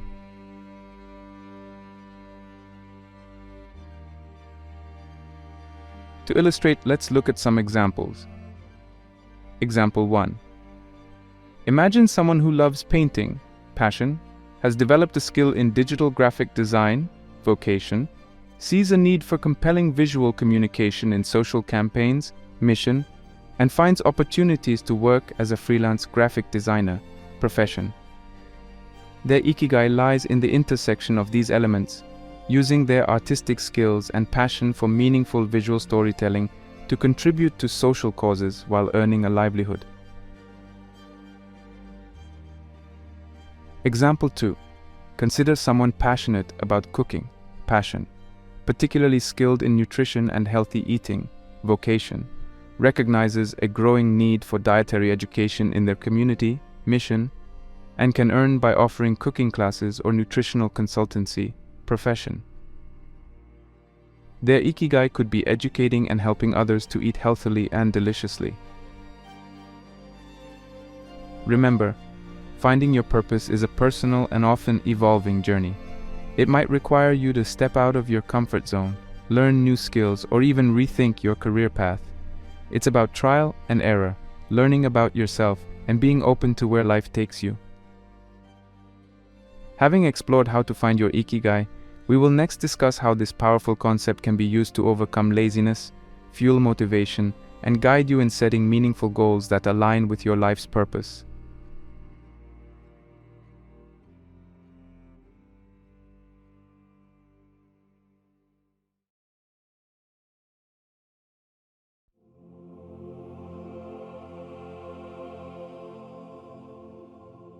Building on the foundation of discovering your purpose, let's now explore how this profound concept can be a catalyst in overcoming laziness. The key to overcoming laziness lies in finding a purpose that resonates deeply with your inner self. This is where this philosophy shines. When you discover your ikigai, you uncover a source of motivation that is intrinsic and self-sustaining. Unlike external motivators such as money or recognition, intrinsic motivation comes from within. It's driven by an interest or enjoyment in the task itself, and it's far more powerful in inspiring action and perseverance. A clear purpose gives you a reason to get up in the morning, a direction that excites and fulfills you. It transforms "I have to" tasks into "I want to" activities. When you engage in tasks that align with your purpose, work doesn't feel like a chore. Instead, it becomes a meaningful pursuit. This shift in perspective is crucial in combating laziness, as it's not about pushing yourself to act against your will, but rather being pulled by a deeper, internal drive. Setting goals that align with your life meaning is essential for maintaining this intrinsic motivation. These goals act as stepping stones, guiding you along the path of your life meaning. Here are some tips for setting purpose-aligned goals. Reflect on your purpose. Revisit the 4 dimensions of your ikigai and use them as a compass for setting your goals.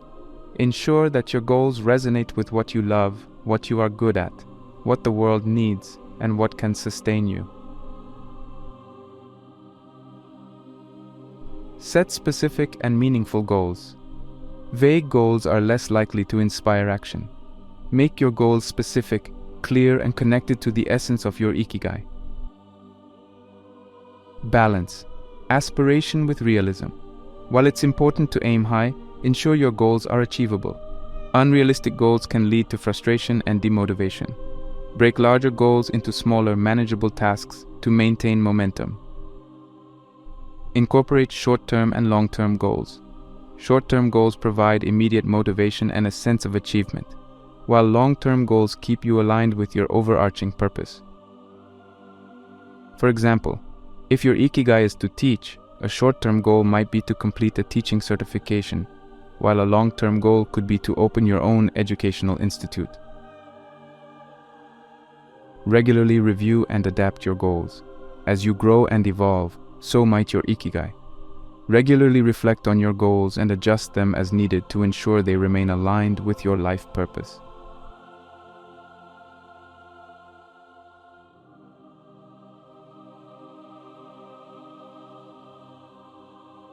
Moving forward in our journey, it is crucial to translate this concept into actionable steps in our daily lives. Implementing this concept is not just about identifying it, but living it, making it a part of every aspect of our existence. Cultivating passion and skills. Active engagement in passions. To live your ikigai, actively engage in activities that you are passionate about. If you love painting, set aside regular time to paint. If you are passionate about music, dedicate time to practice or explore music. Active engagement means making these activities a non-negotiable part of your routine, not something you do only when you find spare time. Skill enhancement. Alongside nurturing your passions, focus on enhancing the skills that are integral to your ikigai. This could involve formal education, online courses, workshops, or self-taught practices. For example, if your ikigai involves writing, you might take creative writing courses or attend writers' workshops. Experimentation and exploration. Be open to experimenting with new ways to explore your passion and skills. This could mean trying new techniques, collaborating with others, or branching out into related areas. Experimentation keeps your journey towards ikigai dynamic and exciting. Documenting progress. Keep a record of your progress. This could be a journal, a blog, or a digital portfolio. Documenting your journey not only serves as a motivational tool, but also helps you reflect on your growth and the evolution of your passions and skills. Balancing life's aspects. Work-life harmony. Balancing professional commitments with your ikigai is crucial. If your current job doesn't align with your ikigai, find ways to integrate aspects of your ikigai into your job. Personal life alignment. Ensure that your personal life and relationships support and enrich your pursuit of ikigai. This could mean setting boundaries to protect time for your passions or involving your loved ones in your journey. Social contributions. Part of ikigai involves making a positive impact on the world. Engage in community activities, volunteer work. This not only enriches your own life, but also contributes to the broader community. Balanced routine. Create a daily routine that accommodates work, personal life, and activities related to your ikigai. A balanced routine ensures that you are dedicating sufficient time and energy to each aspect of your life.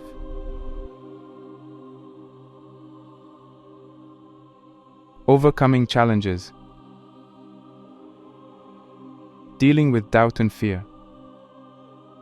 Pursuing your purpose, especially if it involves significant changes in life, can be daunting. When faced with doubt or fear, remind yourself of the reasons behind choosing your ikigai.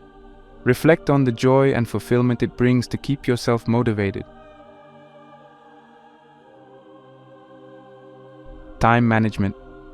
One of the biggest challenges in pursuing life meaning is finding the time to do so.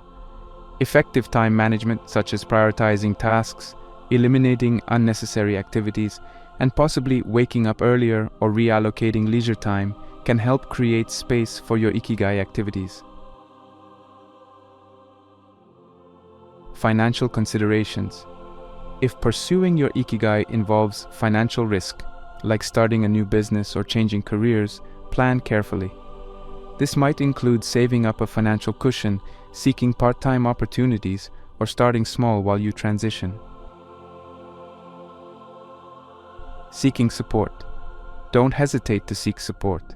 This could be from family, friends, mentors, or a community of like-minded individuals. Support networks provide encouragement, advice, and sometimes practical help. Resilience in the face of failure. Not every attempt to pursue your life purpose will be successful. It's important to develop resilience and view failures as learning opportunities. Reflect on what didn't work, adjust your approach, and try again.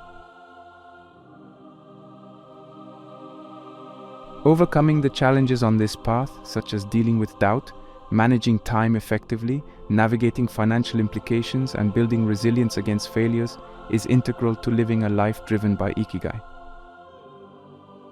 Remember, the pursuit of your life goal is not a destination but a continuous journey of growth and self-discovery.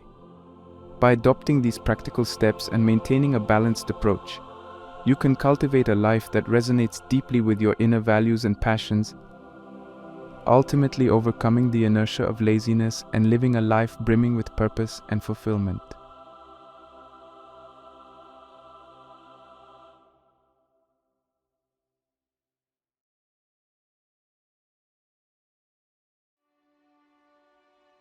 In every epic tale, from ancient legends to modern blockbusters, a protagonist embarks on a transformative journey. A transition from youthful naivety to the wisdom of maturity, a story of becoming. But what if this journey, this very rite of passage, seems interrupted, delayed, or even halted? What if Peter Pan chose never to leave Neverland? The world is changing. We're living in an era where the age-old rituals and traditions that once signposted our pathway from childhood to adulthood have either evolved or disappeared entirely. Gone are the days when manhood's rites of passage were clearly defined, when milestones such as leaving home, securing steady employment, or starting a family were the common signifiers of having grown up. Enter the 21st century, and we encounter a peculiar phenomenon, a substantial group of young men who, in many ways, appeared to remain stuck in a perpetual state of adolescence. This isn't a mere stereotype portrayed in sitcoms or joked about at family gatherings. It's a societal reality with tangible implications impacting economies, family structures, and the individual psyches of those caught in its wake. The numbers speak for themselves. As of the last few decades, we've seen a significant spike in the number of young men, particularly those in their 20s and 30s, still living at home. In the United States alone, the Pew Research Center reported in 2020 that a staggering 52% of young adults resided with one or both of their parents, a percentage not witnessed since the Great Depression era. But it isn't just about living arrangements. Employment rates, too, paint a worrying picture. The labor force participation rate among young men has been on a consistent decline. While several factors contribute to this, from automation to global economic shifts, the personal narratives often revolve around feelings of disenfranchisement or a perceived lack of opportunity. Many express feeling outmatched, outpaced, and often out of place. More than just economical, the emotional and psychological landscapes of these men reveal signs of developmental delays. A survey from the American Psychological Association indicated a rise in reported feelings of loneliness, aimlessness, and a sense of being stuck among this demographic. Traditional markers of adulthood seem to elude them, not just in achieving them, but often in even desiring them. Now, these statistics and observations aren't meant to berate or criticize. They're a call to understand, to empathize, and more critically to seek solutions. If we're to aid these young men in their passage to maturity, we first need to fathom the depths of this modern enigma. So why is this happening? Why, in an age of unprecedented information and opportunity, do so many young men feel lost in the labyrinth of adulthood? It's tempting to lay blame on contemporary culture or the whims of the new generation, but that's an oversimplified answer to a multifaceted puzzle. To truly dissect this quandary, we need to dig deeper. We need to tap into the wellspring of knowledge left behind by some of history's most astute observers of the human condition, our philosophers, psychologists, and mythologists. What lessons, warnings, or guidance did they leave behind that might illuminate our path? How did ancient societies navigate the murky waters of manhood? What does our current societal structure contribute to this conundrum? And can age-old myths, like those elucidated by Joseph Campbell, offer a mirror to today's young man, lost in his own hero's journey? Join us as we delve into this intriguing exploration, seeking not just answers, but also strategies to reignite the ageless fire of growth, responsibility, and maturity. Because every young man deserves his hero's journey, and every society benefits from the stories of those who've walked the path before.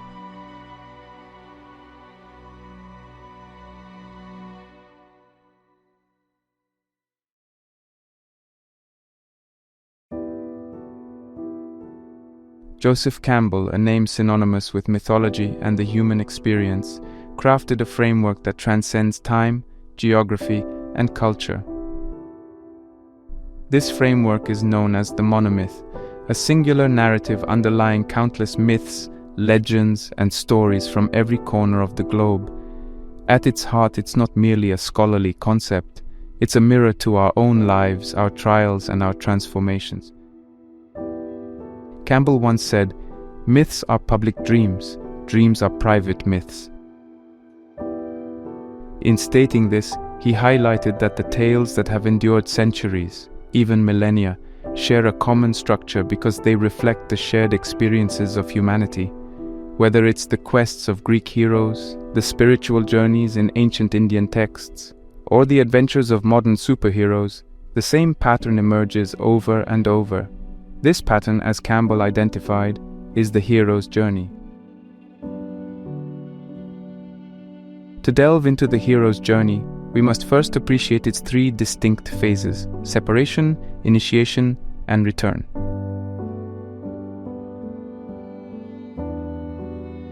Separation marks the beginning, where the hero departs from the familiar world. It's a moment of disruption, where the status quo is challenged. Sometimes this separation is voluntary, other times it's forced upon the hero. Think of Luke Skywalker's humble beginnings on Tatooine, far removed from the vast expanse of the galaxy, until an unexpected turn of events pushes him onto a path of destiny.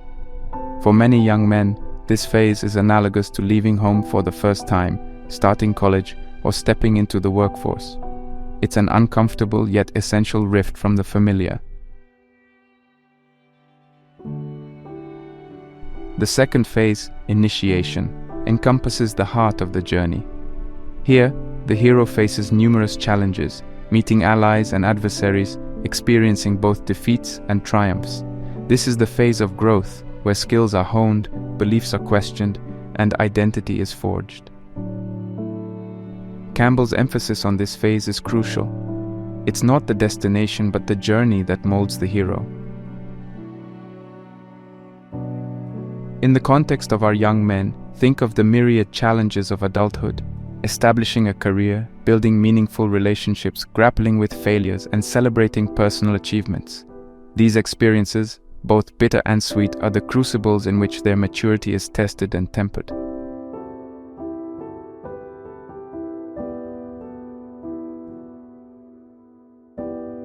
Finally, the return. After facing the ordeals, after growing and evolving, the hero must return to the familiar world, bringing back the wisdom and the gifts acquired from the journey. This is not merely a physical return. It's a symbolic homecoming, marking the hero's transformation from who they once were to who they've become.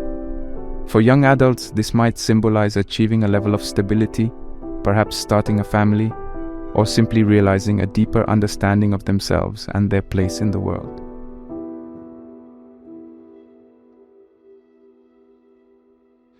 The rituals of initiation of young men in some of the very simple societies are extremely interesting.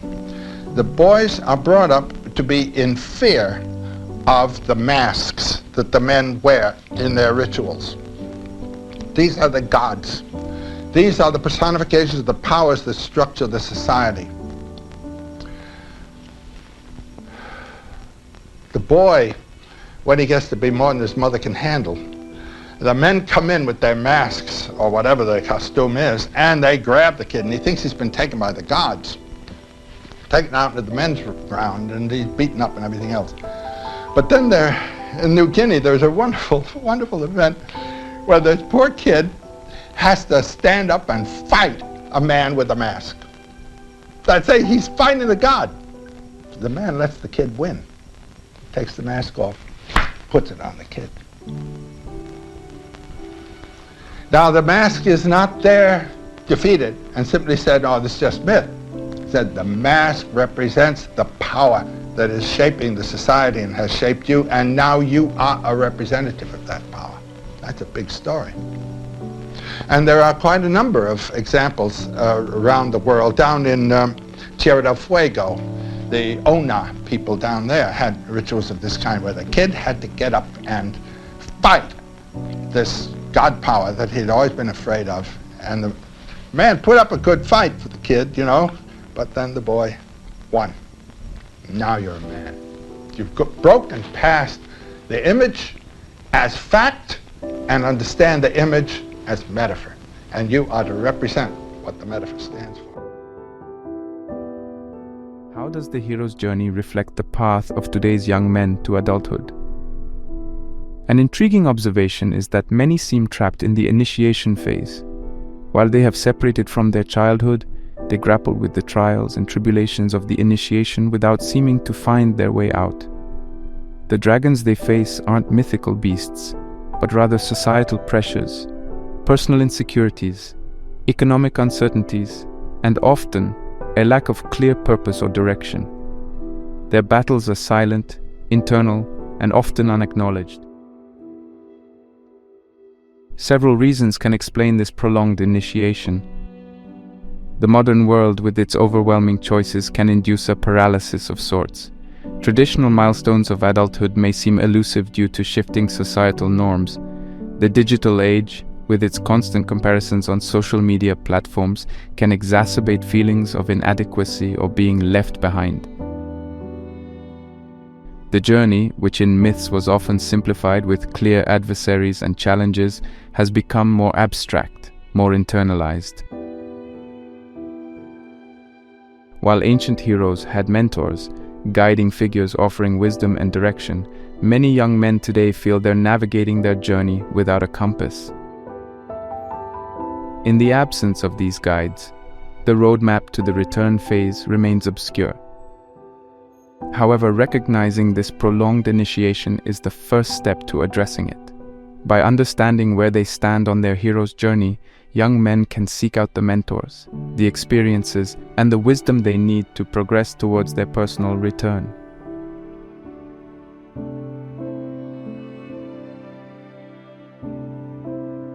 The beauty of Campbell's framework is not just in its analysis, but its inherent hope. Every hero, no matter the odds, has the potential for triumph. In understanding this journey and recognizing its universal applicability, society too can play its part. By fostering environments of understanding, by providing resources and guidance, and by acknowledging the unique challenges of modern adulthood, we can help guide our young men to complete their hero's journey. After all, every hero deserves a triumphant return.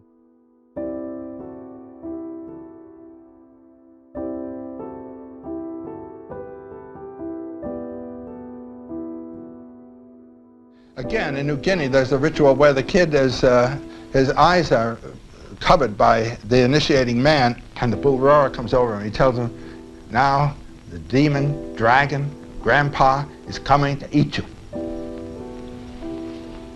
The kid thinks he's a goner. That's the Liebestod idea that Wagner handles, you see. You think you're dead, and bing, you've broken past it. You've got a new, expanded life. You're bigger. What has died has been the infantile ego. We, until we're pretty well along, 12, 13, 14, are utterly dependent on our parents and on our society. So a psychology of dependency is developed. A psychology of submission, asking for approval, expecting reproof, and all this sort of thing. But how are we going to break out of that psychological bondage into self-responsible authority, courage for what our thoughts are on our life? This is the problem of killing the infantile ego, which is one of dependency, and coming into the mature ego of authority. Every myth, legend, or fable that resonates with us has a pivotal moment, the confrontation with the dragon. For Campbell, this dragon isn't just a beast in the tales of yore. It is the manifestation of our deepest fears, challenges, and doubts. It's a symbolic representation of those formidable obstacles we must overcome to realize our full potential. For young men navigating the maze of modern adulthood, these dragons take on very personal, very real forms. The first such dragon many young men confront is fear. The world outside the familiar cocoon of adolescence is fraught with uncertainty. The fear of not being good enough, of failing, of not living up to societal benchmarks can be paralyzing. With the information deluge of the digital age, this fear is amplified. Every success story they see on social media, every peer who seems to be leagues ahead, stokes the fire of this fear. It's the gnawing doubt whispering, what if I'm not cut out for this, or what if I never find my way? Then there's the gargantuan dragon of societal pressures, the tapestry of society woven with threads of expectations, norms, and judgments can be stifling. When will you settle down? Isn't it time you had a stable job? When will we see you with someone? These questions, while seemingly innocuous, bear weight. The societal blueprint of what a successful adulthood looks like can be both a guide and a shackle. It's a constant reminder of the milestones they haven't achieved, the checkboxes still unticked. Lastly, the perhaps most daunting dragon is that of personal insecurities. These are the scars and wounds from past experiences, the internalized criticisms, and the self-deprecating beliefs that become barriers to growth. It's the voice that says, you're not smart enough, not strong enough, not worthy enough. This dragon, silent yet powerful, casts a shadow over their journey, often redirecting their path or halting it altogether. But as Campbell elucidated, The dragon isn't just an adversary, it's an opportunity. Confronting the dragon isn't just about vanquishing an external challenge, it's a profound moment of internal growth. By facing their fears, by challenging societal norms, and by healing personal insecurities, young men don't just progress on their journey, they transform. This confrontation is more than a battle, it's a rite of passage. It's the chrysalis from which they emerge, not as boys, but as men who've embraced their true selves. But what does this true self look like? Campbell's wisdom suggests it's the discovery of one's own personal legend or unique calling. To borrow from another great thinker who wrote The Alchemist, the personal legend is what you have always wanted to accomplish. It's that innermost dream, untainted by external expectations or societal molds. Finding this legend isn't about meeting benchmarks set by others, but about aligning with one's inner compass. In the cacophony of modern life, amidst the myriad voices telling them who they should be, the challenge for young men is to find and listen to their own voice. It's about asking, who am I, separate from what the world wants me to be? This introspection, this journey inward, is perhaps the most critical step towards true adulthood. Because maturity isn't just about age or external achievements, it's about recognizing and honoring one's essence. Embracing this personal legend means shedding the weight of expectations and forging one's own path. It's about understanding that real success isn't measured by societal yardsticks, but by the alignment between one's actions and one's truth. Every young man's legend will be unique, and that's the beauty of it. Whether it's pursuing a passion, making a difference, or simply finding contentment, this legend is the beacon guiding them through the murkiness of life's challenges. As we ponder Campbell's wisdom, the takeaway is clear. Facing the dragons isn't an ordeal to dread, but a gateway to growth. And the true mark of adulthood isn't just age or milestones, but the courage to chase one's personal legend, even if it veers off the trodden path. For in the end, it's these unique journeys, these individual legends, that enrich the tapestry of humanity, offering hope and inspiration for the heroes yet to embark on their quests.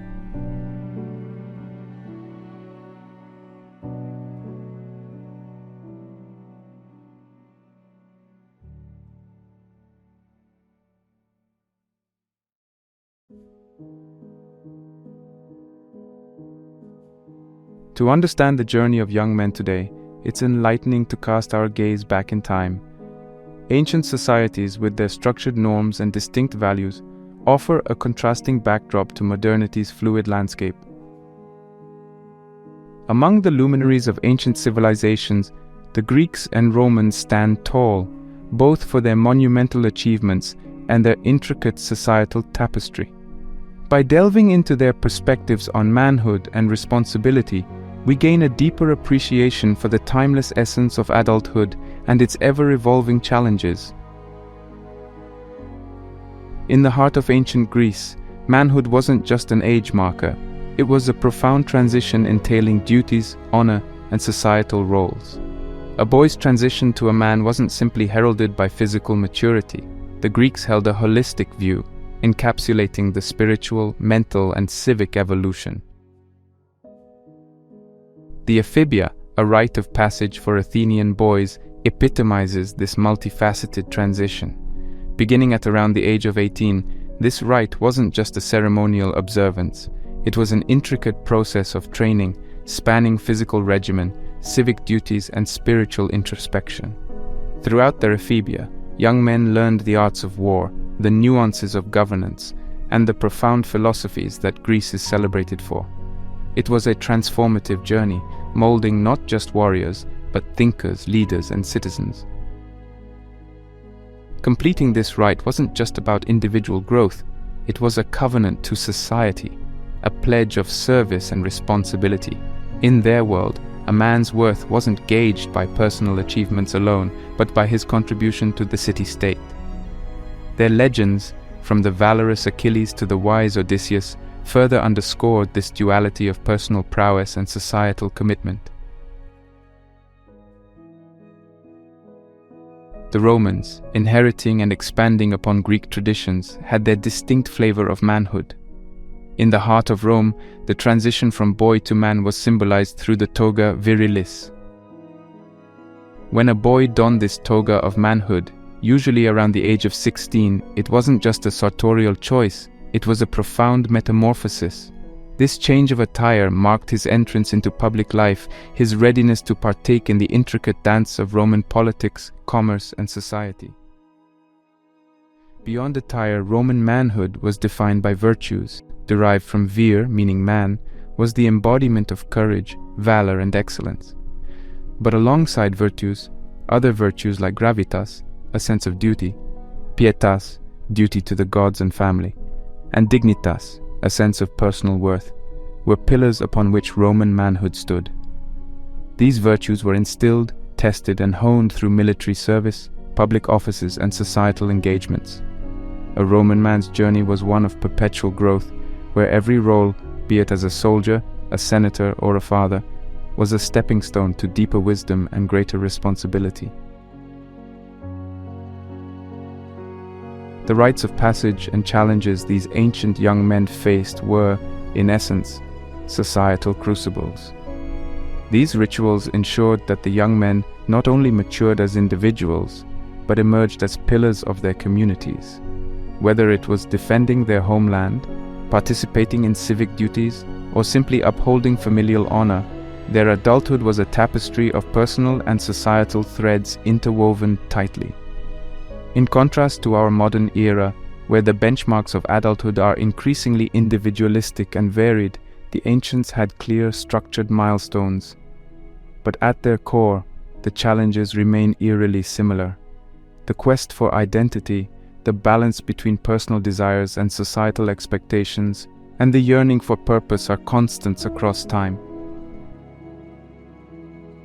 In drawing parallels and contrasts with these ancient civilizations, we glean insights for our contemporary maze of manhood.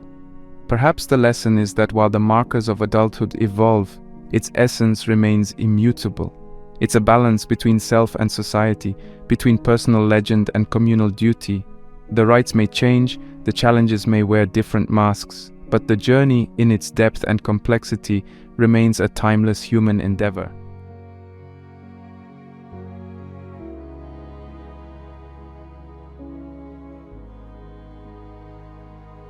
As the sands of time have ebbed, the canvas of manhood has undergone considerable shifts, particularly evident in the realm of the modern age. Today's young men navigate a terrain starkly different from the structured labyrinths of ancient Greece and Rome. The societal crucibles, once defined by clear rites and communal virtues, are now overshadowed by multifaceted challenges birthed from rapid societal, economic, and educational transformations. Foremost among these transformations is the paradigm shift in education. No longer is education a brief transitional phase. It's an elongated journey, often stretching well into the mid-20s or even 30s for some. In ancient societies, by the time a man was in his early 20s, he had already shouldered significant responsibilities. Today, however, that same age might find a young man engrossed in tertiary education, grappling with the intricacies of specialized disciplines, or navigating the demanding corridors of graduate schools. The consequence? A delayed plunge into the working world. This prolongation of academic life creates a ripple effect, postponing not just financial independence, but often other markers of adulthood like marriage, home ownership, or even clarity of purpose. The economic landscape further compounds these delays. Unlike the agrarian or localized economies of yore, today's globalized economy is both an avenue of boundless opportunities and a minefield of unpredictable challenges. Housing, once a straightforward milestone, is now a complex pursuit, with skyrocketing real estate prices in urban hubs. The dream of owning a piece of land, a staple of the proverbial American dream, feels increasingly elusive for many. The job market, too, bears little resemblance to its predecessors. The linear careers of the past have fragmented into a mosaic of gig economies, temporary contracts, and a constant race to upskill in the face of automation and AI. Economic crises, be it the financial meltdown of 2008 or the pervasive ramifications of the COVID-19 pandemic, cast long shadows on job security and financial stability. For a young man today, charting a course in this tumultuous economic sea requires more than diligence. It demands adaptability, resilience, and a penchant for lifelong learning.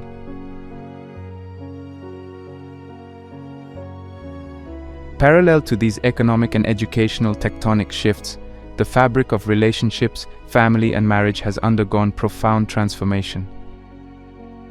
The once sacrosanct institution of marriage, often an early milestone in a man's life, has seen its timeline pushed.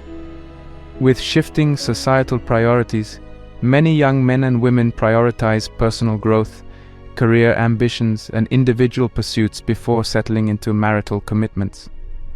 The notion of family, too, is ever evolving. Nuclear families, single-parent households, or even chosen families of close friends redefine what home means in the 21st century. Moreover, the dynamics of relationships have adapted to the digital age. In a world where love can spark across continents through screens and where relationships might begin or end with the swipe of a finger, the rules of engagement are continually being rewritten. These changes, while offering unprecedented freedom and choices, also bring forth new challenges.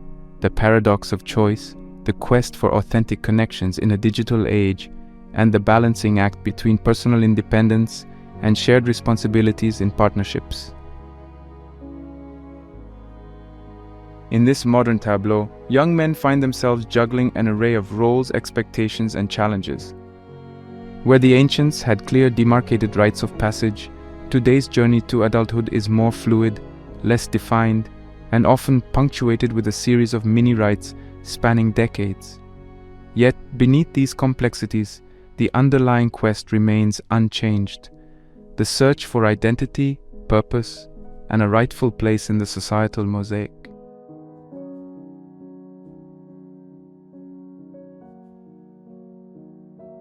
Navigating the complex waters of contemporary masculinity, a term frequently emerges, encapsulating both a cultural archetype and a tangible reflection of our era, the Peter Pan syndrome.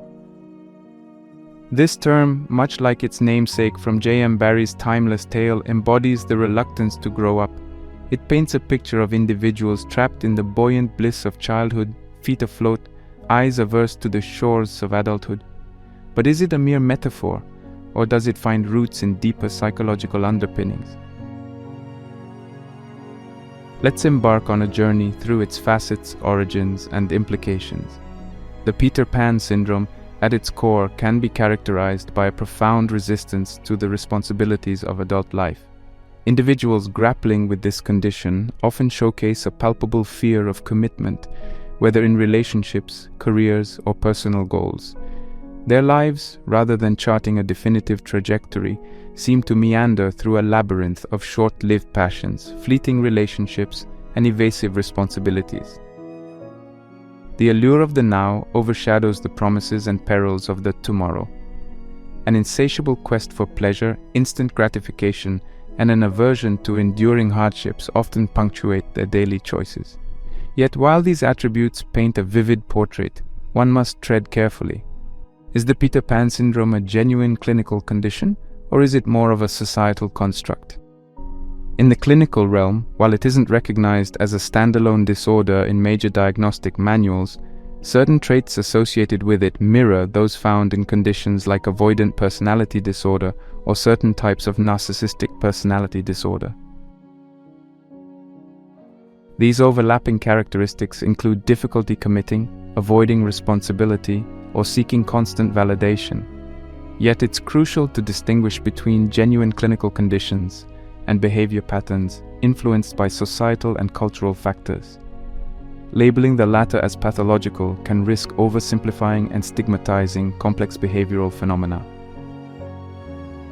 Delving into the causal pathways, multiple threads emerge, weaving a tapestry both intricate and intriguing. One significant strand is the rise of overprotective parenting.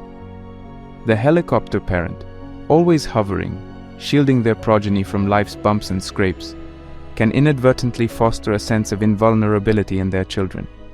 When challenges arise, these individuals, cocooned for years, find themselves ill-equipped to tackle them, leading to avoidance and escapism.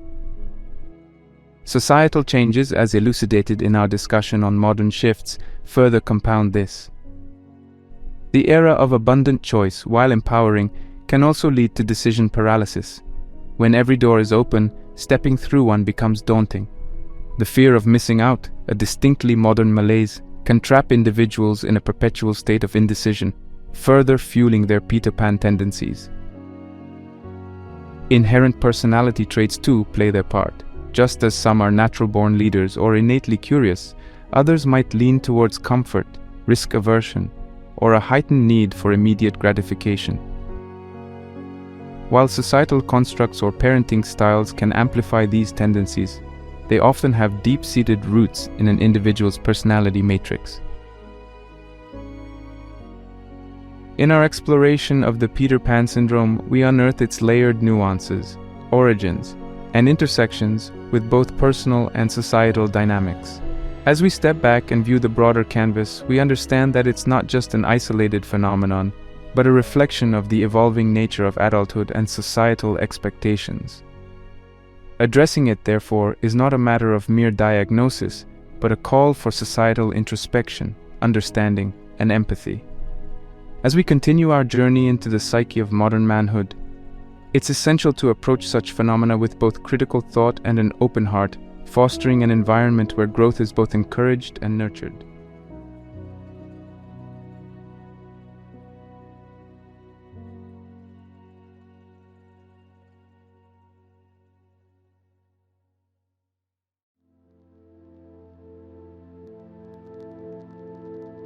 Amidst the myriad analyses of young men's inertia towards adulthood, it becomes essential to step into the domain where questions of existence, meaning, and identity hold sway: philosophy. Existentialism, a philosophical movement rooted in understanding individual existence and freedom, presents a compelling lens through which to view this conundrum. At its heart lies a concept that resonates deeply with the challenges of modern manhood: authenticity. Existential authenticity is not just a mere understanding of oneself, it's about embracing one's freedom and the associated responsibilities.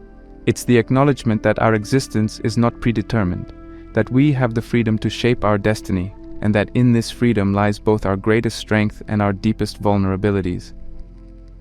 To be authentic is to be true to oneself, even when faced with life's inherent absurdities and the weight of external expectations. The theater of existentialism finds one of its most brilliant playwrights in Jean-Paul Sartre. For Sartre, the world is a stage where humans are condemned to be free. This freedom, boundless and intimidating, brings with it the anguish of choice.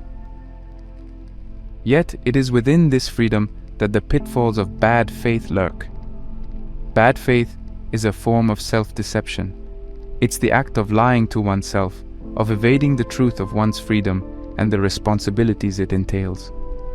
When one lives in bad faith, they adopt false values, embrace societal roles without question, and avoid the sheer responsibility of carving their own path. Let's relate this to the hesitation, the fears of commitment, and the shirking of responsibilities often seen in young men today. Could it be that many are living in bad faith, veering away from the intimidating vastness of their own freedom? The societal templates of success, relationships, and manhood might seem enticing because they offer a semblance of structure in an otherwise chaotic existence. Adhering to these templates without introspection is a manifestation of bad faith. It's akin to wearing a mask, a guise that veils the intimidating freedom beneath. The fear of commitment, the allure of the transient, and the evasion of responsibility can all be seen as attempts to escape the weight of this freedom. After all, to commit to decide, to shoulder responsibility, is to confront one's freedom head-on. It's to mold the clay of existence with one's own hands, even at the risk of shaping it imperfectly. Existentialism, with its emphasis on individual freedom and authenticity, beckons one to cast away the chains of bad faith and embrace the liberating, albeit daunting, truth of one's existence. It's a clarion call to young men, urging them to shed societal masks, to confront their fears, and to sculpt their destiny with the chisel of authenticity.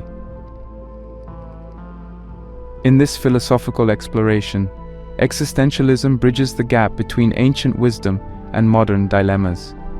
Through Sartre's lens, the challenges faced by young men are not just personal or societal, but deeply existential.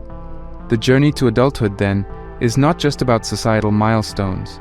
It's about embracing one's freedom, facing life's inherent absurdities, and seeking a path illuminated by authenticity.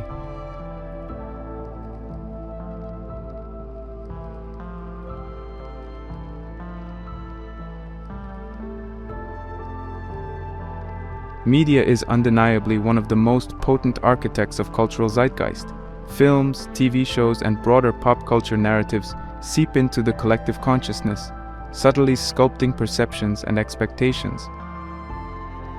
Within this vast tapestry of tales lies a dual narrative. On one hand, the archetypical hero's journey, a voyage of challenges, growth, and eventual triumph. On the other, an emerging narrative of perpetual adolescence, where the tribulations of growth are swapped for the allure of eternal youth. Let's delve into this dichotomy, exploring how media's portrayal of manhood can either invigorate aspirations or entrench escapist tendencies. The hero's journey, as outlined by Joseph Campbell, can be discerned in countless cinematic epics and literary classics. Whether it's Luke Skywalker traversing galaxies or Frodo Baggins journeying through Middle-earth, these characters exemplify the paradigmatic path from innocence through trials to triumphant self-realization. Their narratives are defined by transformation, an arc that resonates deeply with our inherent yearning for growth and purpose. Yet, side by side with these illustrious arcs, contemporary media has birthed a contrasting breed of male protagonists, not the heroes who confront dragons, but the eternal adolescents trapped in a temporal stasis. Shows like The Big Bang Theory or movies like The 40-Year-Old Virgin present protagonists who, while endearing, are often ensnared in perpetual boyhood. Their challenges are not monstrous dragons, but mundane dilemmas. Their victories lie not in transformative growth, but in small, often comedic evolutions. The pendulum, it seems, has swung from active heroes facing external adversities to more passive observers navigating internal quandaries. This rise of the endless adolescent trope is not without allure. There's a comforting charm in watching characters navigate a world devoid of dire stakes, a world where every mistake is redeemable and every day promises the glee of boyhood. Yet therein lies the seduction of escapism. If tales of heroic feats inspire aspirations, stories of prolonged adolescence offer a cushion against the thorns of reality. For many young men, this portrayal can act as a soothing balm, legitimizing the delay in confronting life's complexities. The whimsical adventures of on-screen Peter Pans can, subtly, lower the bar for real-world ambitions. Furthermore, media's amplification of escapism isn't merely limited to narratives.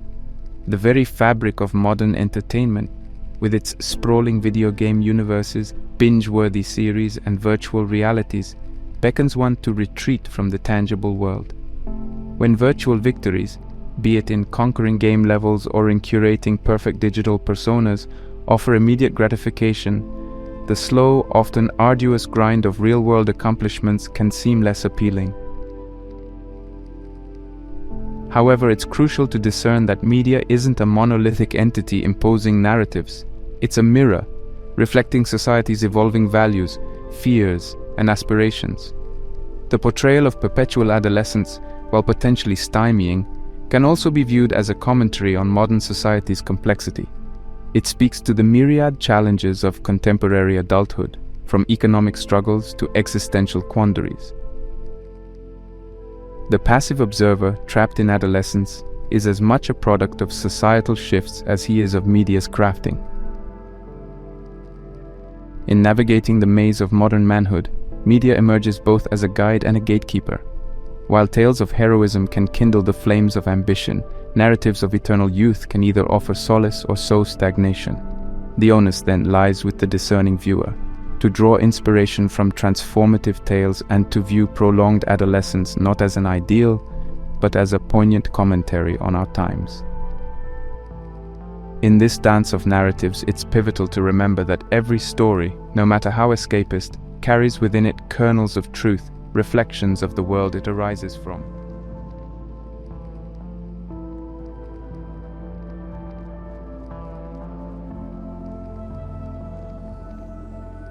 A fundamental element in the tapestry of human growth is the presence of guiding lights, individuals who, by virtue of their wisdom, experiences, and character, illuminate the path for others. Whether it's in the realm of sports, the corridors of academia, or the complex maze of personal development, role models and mentors play a pivotal role in shaping trajectories, aspirations, and values. This becomes particularly pronounced when navigating the transition from boyhood to manhood, a journey fraught with questions, challenges, and uncertainties. History, in its vast annals, presents numerous figures who epitomized not just excellence in their domains, but also profound wisdom on the art of living. Consider Seneca, the Stoic philosopher and statesman. While his political prowess was significant, it's his philosophical musings that have echoed through millennia. In his letters to Lucilius, Seneca delves into the very essence of manhood, emphasizing virtues like resilience, temperance, and clarity of purpose. He wrote, "Life is very short and anxious for those who forget the past, neglect the present, and fear the future." Here, Seneca isn't merely presenting a philosophical aphorism. He's delineating a roadmap for young men, urging them to embrace the present with vigor and purpose, unburdened by past regrets or future anxieties. In the same vein, Marcus Aurelius, the Roman emperor, penned his Meditations, a personal journal that crystallizes the essence of Stoic philosophy. Beyond his imperial duties, Marcus was a mentor in the written word, guiding countless readers through life's tempests. He emphasized virtues like humility, acceptance, and duty. Writing, "Waste no more time arguing what a good man should be one." In this simple directive, young men find a clarion call to action, an urging to embody virtues rather than merely extolling them. The wisdom of such historical figures is not just a testament to their personal brilliance, but a reflection of a society that revered the importance of mentorship. In ancient times, philosophers were not remote ivory tower intellectuals. They were integral parts of communities, guiding young individuals, shaping civic virtues, and molding future leaders. The tradition of mentorship was enshrined in the very fabric of societies, be it through formal apprenticeships or informal guidance. Fast forward to the present, and the canvas looks somewhat different. The modern age, with its dazzling technological marvels and rapid social shifts, offers young men a plethora of information, but often lacks the wisdom that comes from personal, sustained mentorship. The cacophony of online voices can sometimes drown the nuanced, patient guidance that mentors traditionally provided. The surge of fleeting influencers might overshadow the timeless wisdom of genuine role models, yet, amidst this flux, the yearning for authentic guidance remains as potent as ever. There's an emerging realization of the paramount importance of strong mentors in today's fragmented society. Community leaders, educators, coaches, and even virtual mentors through online platforms are becoming pivotal anchors for the younger generation. These mentors provide more than just advice. They offer lived experiences, lessons distilled from failures, and a compassionate understanding of the unique challenges today's youth face. They serve as bridges, connecting young men with the timeless virtues of the past while equipping them to navigate the uncertainties of the present. The role of mentors and role models, whether from the pages of history or from contemporary society, cannot be overstated. They are the lighthouses, guiding young men through the foggy waters of adolescence into the vast ocean of adulthood. In their wisdom, patience, and experiences, young men find not just answers but also the right questions, not just direction but also purpose. As society evolves, rekindling the tradition of mentorship, adapting it to modern realities, and prioritizing authentic guidance will be pivotal in shaping the men of tomorrow.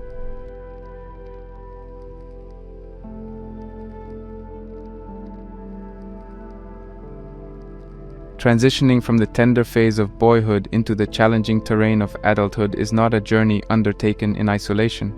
It requires a supportive ecosystem, wherein the individual is constantly provided with tools, guidance, and markers that denote progress. In observing the phenomena of young men's delayed entry into adulthood, it becomes imperative to discuss actionable solutions that can guide them towards maturity. These solutions are woven into the very fabric of human society, rooted in traditions, but they need to be revitalized and reshaped to cater to the unique demands of contemporary times. Community as the crucible of growth. The proverb, "It takes a village to raise a child," is not just a poetic sentiment, but a profound truth. Historically, communities acted as safety nets, ensuring that their young were nurtured, educated, and integrated into the societal fold. Within the communal structure, young men had access to a spectrum of role models, from the wise elder dispensing life lessons to the skilled artisan teaching a trade. They were surrounded by a milieu that constantly reinforced societal values, norms, and expectations. Today, the notion of community has evolved. With urbanization and technological advancements, there's a risk of atomization, where individuals feel isolated despite being hyper-connected digitally. To guide young men towards adulthood, there's a pressing need to reforge these community bonds. This could manifest in mentorship programs, local community initiatives, or group activities that foster teamwork, leadership, and a sense of belonging. By immersing young men in environments where they can observe, interact, and learn from varied individuals, we lay the groundwork for their holistic development.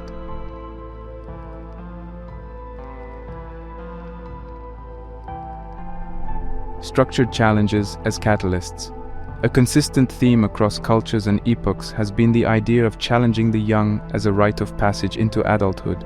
Whether it's the Spartan Agorge, where young boys were trained rigorously to become warriors, or the vision quests of Native American traditions, structured challenges have been instrumental in signaling the transition from boyhood to manhood.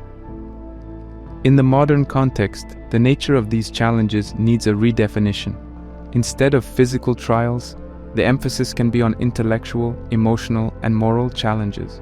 Structured programs that push young men out of their comfort zones, be it through wilderness expeditions, volunteer work in unfamiliar territories, or intellectual debates, can act as crucibles for growth. Facing and overcoming these challenges not only builds resilience, but also instills a sense of accomplishment and self-worth, vital ingredients in the recipe for adulthood. Rites of passage.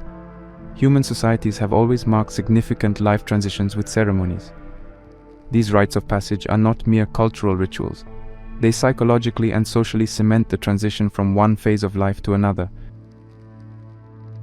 For young men, these rites can be instrumental in recognizing and celebrating their journey into adulthood. Contemporary society can innovate by creating new rites of passage. This might include ceremonies celebrating milestones like graduating, starting a first job, or even successfully undertaking a community project.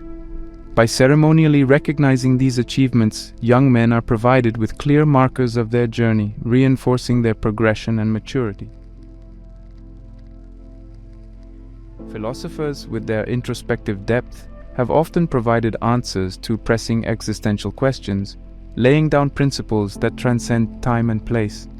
For young men grappling with the challenges of transitioning into adulthood in a rapidly changing world, philosophy offers not just solace but actionable wisdom.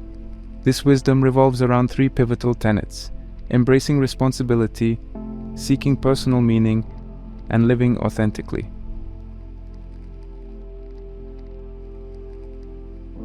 One of the fundamental shifts from boyhood to manhood is the recognition and acceptance of personal responsibility. Philosophers from the Stoics of ancient Rome to existentialists like Jean-Paul Sartre have emphasized the centrality of responsibility in shaping one's destiny. Stoicism, with its emphasis on virtue and self-control, teaches young men to differentiate between things within their control and those outside it. As Epictetus proclaimed, men are disturbed not by things, but by the views which they take of them. By focusing on their sphere of influence and taking ownership of their actions and reactions, young men can cultivate a sense of agency, grounding their adulthood in self-reliance and purpose. Sartre, with his existentialist lens, went a step further, suggesting that humans are condemned to be free. This freedom carries the weight of absolute responsibility. For young men, this implies recognizing that their choices shape their essence, that they are architects of their fate. Such a realization can be overwhelming, but once embraced, it acts as a compass, directing them towards intentional, purpose-driven lives.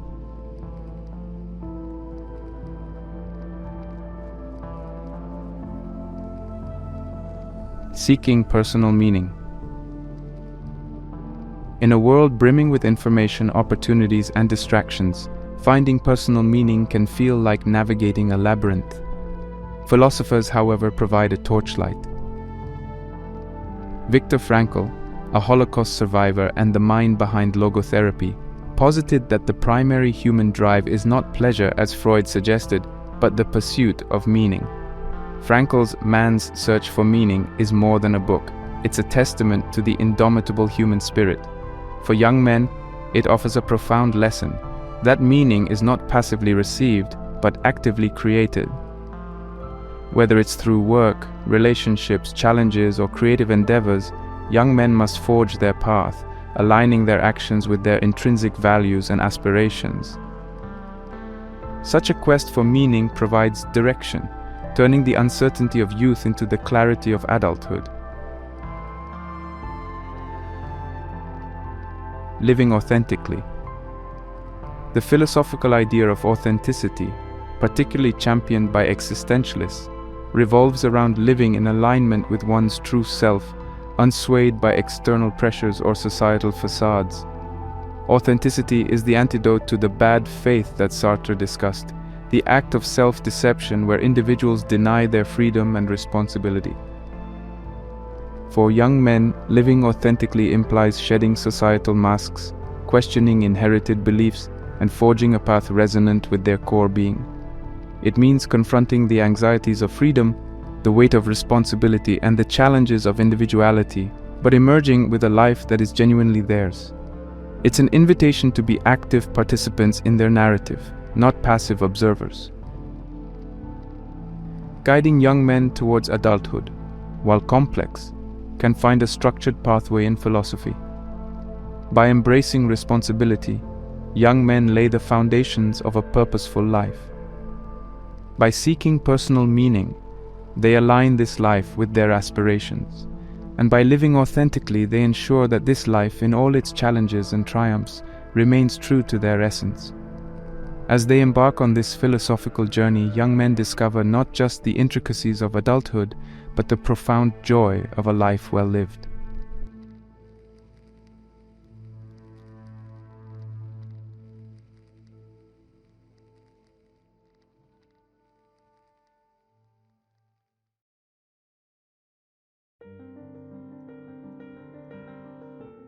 Our exploration has spanned vast terrains, both in terms of history and intellect, from the practicalities of changing socio-economic landscapes to the depths of existential philosophy. we've delved into the complexities of young men's delayed entry into adulthood, weaving together threads from various disciplines to understand this phenomenon and, more importantly, to find ways to address it. The timeless voyage from boyhood to manhood is as old as humanity itself. Every era has its unique struggles, but the essence of the journey remains unchanged. It's a pilgrimage of self-discovery, responsibility, and personal growth. The ancient Greeks, with their rigorous physical and intellectual training, recognized the importance of rites of passage. Philosophers from Sartre to Frankl implored us to seek meaning and authenticity. Our modern age, with its myriad distractions, has only amplified the need for guidance, reflection, and mentorship. Yet, it's not just the youth who can glean insights from our discussion. Regardless of age, each of us is perpetually on the cusp of another adulthood. Life's phases don't end, they evolve. As we grow older, face challenges, embrace new responsibilities, and navigate changes, there's always another layer of maturity to attain, another depth of understanding to explore. Every viewer, every individual, has their unique story, marked by successes, failures, joy, and challenges. And it's in the retrospection of this personal narrative that real growth emerges. While the challenges faced by today's young men might seem daunting, history and human resilience provide ample evidence of our capacity to adapt, learn, and thrive. With the wisdom of yesteryears as our anchor and the insights of the present as our compass, we are equipped to guide the next generation and ourselves through the intricate dance of growing up. Every generation, with its distinct challenges, also births innovators, thinkers, leaders, and heroes who, armed with the legacy of the past and the vigor of the present, chart out new horizons. In the symphony of life, growing up is but one movement, beautiful in its melodies and poignant in its crescendos. It's a movement that demands attention, introspection, and action. As we draw this exploration to a close, let it be a beginning for all our viewers, a beginning of reflection, understanding, and a renewed journey towards maturity. After all, the tapestry of adulthood is woven not just with the threads of age, but with those of wisdom, experience, and genuine growth. Let's remember that every sunset is a horizon to a new dawn, every challenge an invitation to growth, and every generation, though seemingly astray, eventually finds its way, moving forward with grace, wisdom, and enduring maturity.